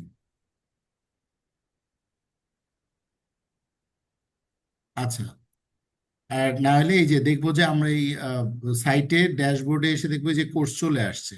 দেন কোর্সে ক্লিক করলে আমরা দেখবো যে এই কোর্সের সব কন্টেন্টস গুলো কিন্তু এখানে আসতে থাকবে। এখন তো যেহেতু আমাদের আমরা কোর্স শুরু করছি, কন্টেন্টস আমাদের সব এখানে অলরেডি এই যে লিঙ্ক টিঙ্ক যে দেয়াই থাকবে, সব চলে আসবে। আপনাদের যেটা এখন কাজ, আমি আবারও বলতেছি, এইখানে সার্টিফিকেটের জন্য দুইটা লিঙ্ক সাবমিট করা লাগবে। Project one, submit your IPYNB file, এবং MP4। এই প্রজেক্ট ওয়ান মিনস আমাদের যে প্রজেক্টটা আছে, বুঝছো আমি যেটা বললাম আর কি, আমাদের গুগল ক্লাসরুমে দুটো প্রজেক্ট দেওয়া আছে না? স্যার অ্যাসাইনমেন্ট আকারে দিয়েছিলেন দুইটাই। হ্যাঁ, হ্যাঁ, হ্যাঁ। অ্যাসাইনমেন্ট লাগবে না, মানে এখানে ক্লাস ওয়ার্কে এই প্রজেক্ট ওয়ান এবং প্রজেক্ট টু, এই প্রজেক্ট ওয়ানে যে ইনস্ট্রাকশনটা দেওয়া আছে ওই ইনস্ট্রাকশনটা দেখে প্রজেক্টটা করতে হবে। করে আইপিওএনবি ফাইল, যেটা কোডের ফাইল, আর MP4, ওটা একটা গুগল ড্রাইভে রেখে জাস্ট ওই ড্রাইভের লিঙ্কটা এখানে সাবমিট করে দিতে হবে। সবাই কি বুঝাইতে পারছি? প্রজেক্ট ওয়ানে জাস্ট গুগল ড্রাইভের লিঙ্কটা যাতে আমি ভিউ করতে পারি সেভাবে এখানে সাবমিট করে দিতে হবে। আর প্রজেক্ট টু এর লিঙ্কটা এখানে কি সাবমিট করে দিতে হবে। আর এখানে আরেকটা অপশন আসবে, সেটা হচ্ছে যে একটা কমেন্টস, যে এই কোর্সটা কেমন লাগলো, কি অবস্থা, মানে প্রজেক্টটা করে উপকার হয়েছে কিনা, এবং ফেসবুকে একটা রিভিউ পেজ আছে আমাদের, ওখানে একটু কমেন্টস করা, যদি কোনো সাজেশন থাকে সেটা করে সেভ রিকোয়ারমেন্টস ক্লিক করতে হবে। ক্লিক করলেই আমার কাছে এই দুইটা লিঙ্ক চলে আসবে, এবং এই রিকোয়েস্ট সার্টিফিকেটে তখন ক্লিক করা যাবে। ক্লিক করলেই অটোমেটিক্যালি সার্টিফিকেট অ্যাপ্রুভ হয়ে যাবে। মেল কি গেছে তোমার? কোর্স অ্যাপ্রুভাল জি স্যার, মেল? আমার কাছে একটা একটা মেল আসছে স্যার অ্যাপ্রুভের, হ্যাঁ, এই যে পেমেন্ট এর, অ্যাপ্রুভ। হ্যাঁ, পেমেন্ট অ্যাপ্রুভ, তার মানে এই পেমেন্ট অ্যাপ্রুভের যে মেলটা, এটা কিন্তু চলে গেছে, যেখানে সব ধরনের মানে কোর্স ফাইলটা সব সব চলে আসবে। এই যে এরকম একটা মেল পেমেন্ট অ্যাপ্রুভের চলে আসবে, কোর্স ম্যাটেরিয়ালস টেটেরিয়ালস সব। আচ্ছা, এরপর যখন সার্টিফিকেট অ্যাপ্রুভ হবে, তখন আবার এই যে সার্টিফিকেট অ্যাপ্রুভের এরকম একটা মেইল আসবে। বুঝতে পারলাম? জি যেখানে স্যার। অটোমেটিকলি যে সার্টিফিকেট জেনারেট হয়ে তোমার নামে একটা মেল জেনারেট হয়ে যাবে। ক্লিয়ার? যেটা আবার জি স্যার। তুমি প্রিন্ট করে ফেলতে হবে। এই, কোনো কোশ্চেন আছে কারো? না স্যার। আমরা আহ, আহ, এই ইয়েতে আমরা হচ্ছে যে এই সার্টিফিকেটটা সবাই চাই যে সবাই তাদের প্রজেক্টগুলো করুক, এবং হচ্ছে আমাদের ফেসবুক পেজের রিভিউতে গিয়ে সবাইকেই রিকোয়েস্ট করব, যারা এই কোর্স করছি তারা সাজেশন বেসড একটু রিভিউতে আমরা সাজেশন দিব। ফেসবুকের রিভিউ লিঙ্কটাও আমরা গ্রুপে শেয়ার করে দিব, এবং দেন সার্টিফিকেট সবাই নিয়ে নেব। সো যদি আজকে আর কোনো আমাদের ডিসকাশন না থাকে, তাহলে আমরা শেষ করতে পারি আর কি। স্যার প্রজেক্ট টুটা আরেকটু এক্সপ্লেন করবেন কি? প্রজেক্ট ওয়ান তো প্রজেক্ট, আমরা করছি। হ্যাঁ, প্রজেক্ট টু হচ্ছে, প্রজেক্ট ওয়ান তো ছিল CSV ফাইলের উপরে, আর প্রজেক্ট টুটাই যে এখানে ক্লিয়ারলি বলে দেওয়া আছে, you are a participant in the masters on AI deep learning, okay. File project two নামে সাবমিট করতে হবে। এখানে মূলত ইমেজ অ্যানালাইসিসটা করতে হবে। আমরা যে ইমেজটা করলাম, এই যে একটা ডাটা সেট ডাউনলোড করে ডাইকম, টিফ, জেপিজি, PNG, যে কোনো ফরম্যাটের, ক্যাগেল হোক, UCI মেশিন থেকে হোক, গিটহাব থেকে হোক, ঠিক আছে, নিয়ে মিনিমাম 100 ইমেজ অ্যাটলিস্ট ওই ডাটা সেটটা নিয়ে ওই ডাটা সেটের উপরে ডাটা লোড করা, ফিচার ইঞ্জিনিয়ারিং করা, ক্লাসিফিকেশন আর রিগ্রেশন যেগুলো আমরা করছি, ভিজুয়ালাইজেশন, ইন্টারপ্রিটেশন, দেন আমরা যে ওই কোড অ্যানালাইসিস করে যে ক্লাসিফিকেশন করলাম CNN মডেল দিয়ে, সেটা দিয়ে পুরো প্রজেক্টটা করতে হবে। মানে মানে 17 নাম্বার ক্লাসটা নিজে করতে হবে। ক্লিয়ার? স্যার এটার স্যার ডেডলাইন কি স্যার আপডেট করা ছিল? এটা আসলে আমরা ডেডলাইন দেই নাই। আজকে আমি এটা ডেডলাইনটা বাড়াই দিচ্ছি। এটা ডেডলাইন আমরা কত দিব?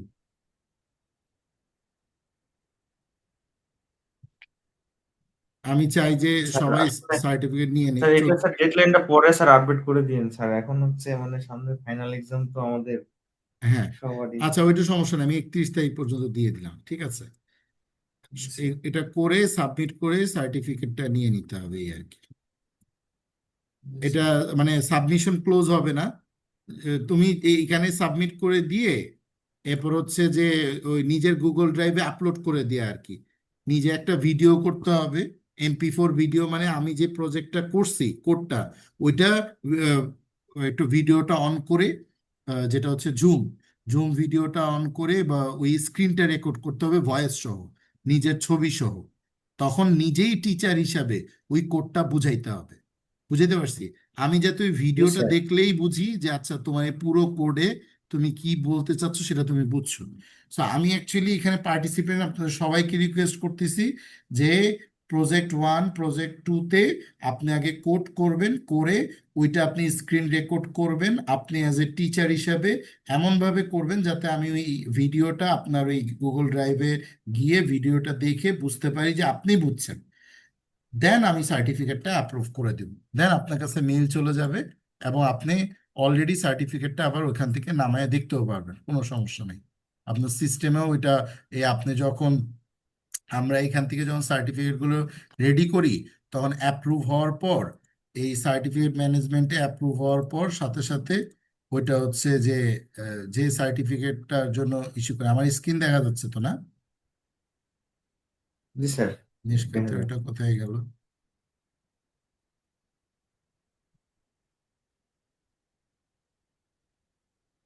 এই যে এইখানে আমাদের অলরেডি যেগুলো সার্টিফিকেট হবে, তখন আপনি ড্যাশবোর্ডে গিয়ে অ্যাপ্লাই করার পরে যে সার্টিফিকেটসে গেলে এইখানে দেখবেন যে আপনি অলরেডি সার্টিফিকেটটা এসে অ্যাপ্রুভ হয়ে পড়ে থাকবে। আপনি ডাউনলোড করে নিতে পারবেন অথবা আপনার কাছে মেইলও চলে যাবে। ঠিক আছে। হুম। জি স্যার। সো তাহলে আমরা শেষ করি আজকের পুরো process. Thanks, a big journey, আমাদের একটা বড় জার্নি গেল একসাথে। সবাই সবার জন্য দোয়া খায়ের। সারোয়ার ভাই, আপনার লাস্ট কোনো মতামত থাকলে আমাদেরকে একটু দিতে পারেন। অত্যন্ত সিনসিয়ার ছিলেন। আমি আসলে সময় কম দিতে পেরেছি বলে আমি আপনার সাথে যোগাযোগ করতে পারি নাই। তবে এইগুলো আমি স্টাডি করে যোগাযোগ করবো ইনশাল্লাহ। আর ইনশাল্লাহ। পরের কোর্সটা চেষ্টা করবো অ্যাটেন্ড করতে। ইনশাল্লাহ। ভালো থাকেন, দোয়া করি আপনার শরীর সুস্থ থাকুক। কারণ এগুলি ইনশাল্লাহ। খুব প্রয়োজনীয় জিনিস, অত্যন্ত প্রয়োজনীয় জিনিস। না, বিশেষ ইনশাল্লাহ। করে নতুন যারা পড়তেছে এদের জন্য। আমি তো পাস করেছি বহু আগে, প্রায় 25-30 বছর আগে, কিন্তু হ্যাঁ, এখন হ্যাঁ। ওদের জন্য অত্যন্ত প্রয়োজন এটা। জি। আমার ওই শারীরিক ফ্যামিলিগত অনেক লিমিটেশন আছে বলে আমি ওই ওই ট্র্যাকে মানে আপনাদের সাথে বেশ ইয়ে করতে পারছি না, সরি এই জন্য। তো আমি চেষ্টা করতেছি আর কি, দোয়া না, করবেন। It's pleasure to us. Pleasure to thank us. You. Thank you, ভালো থাকেন। থ্যাংক ইউ টু আসসালামু অল। আলাইকুম। আসসালামু আলাইকুম থ্যাংক রহমতুল্লাহ। ইউ।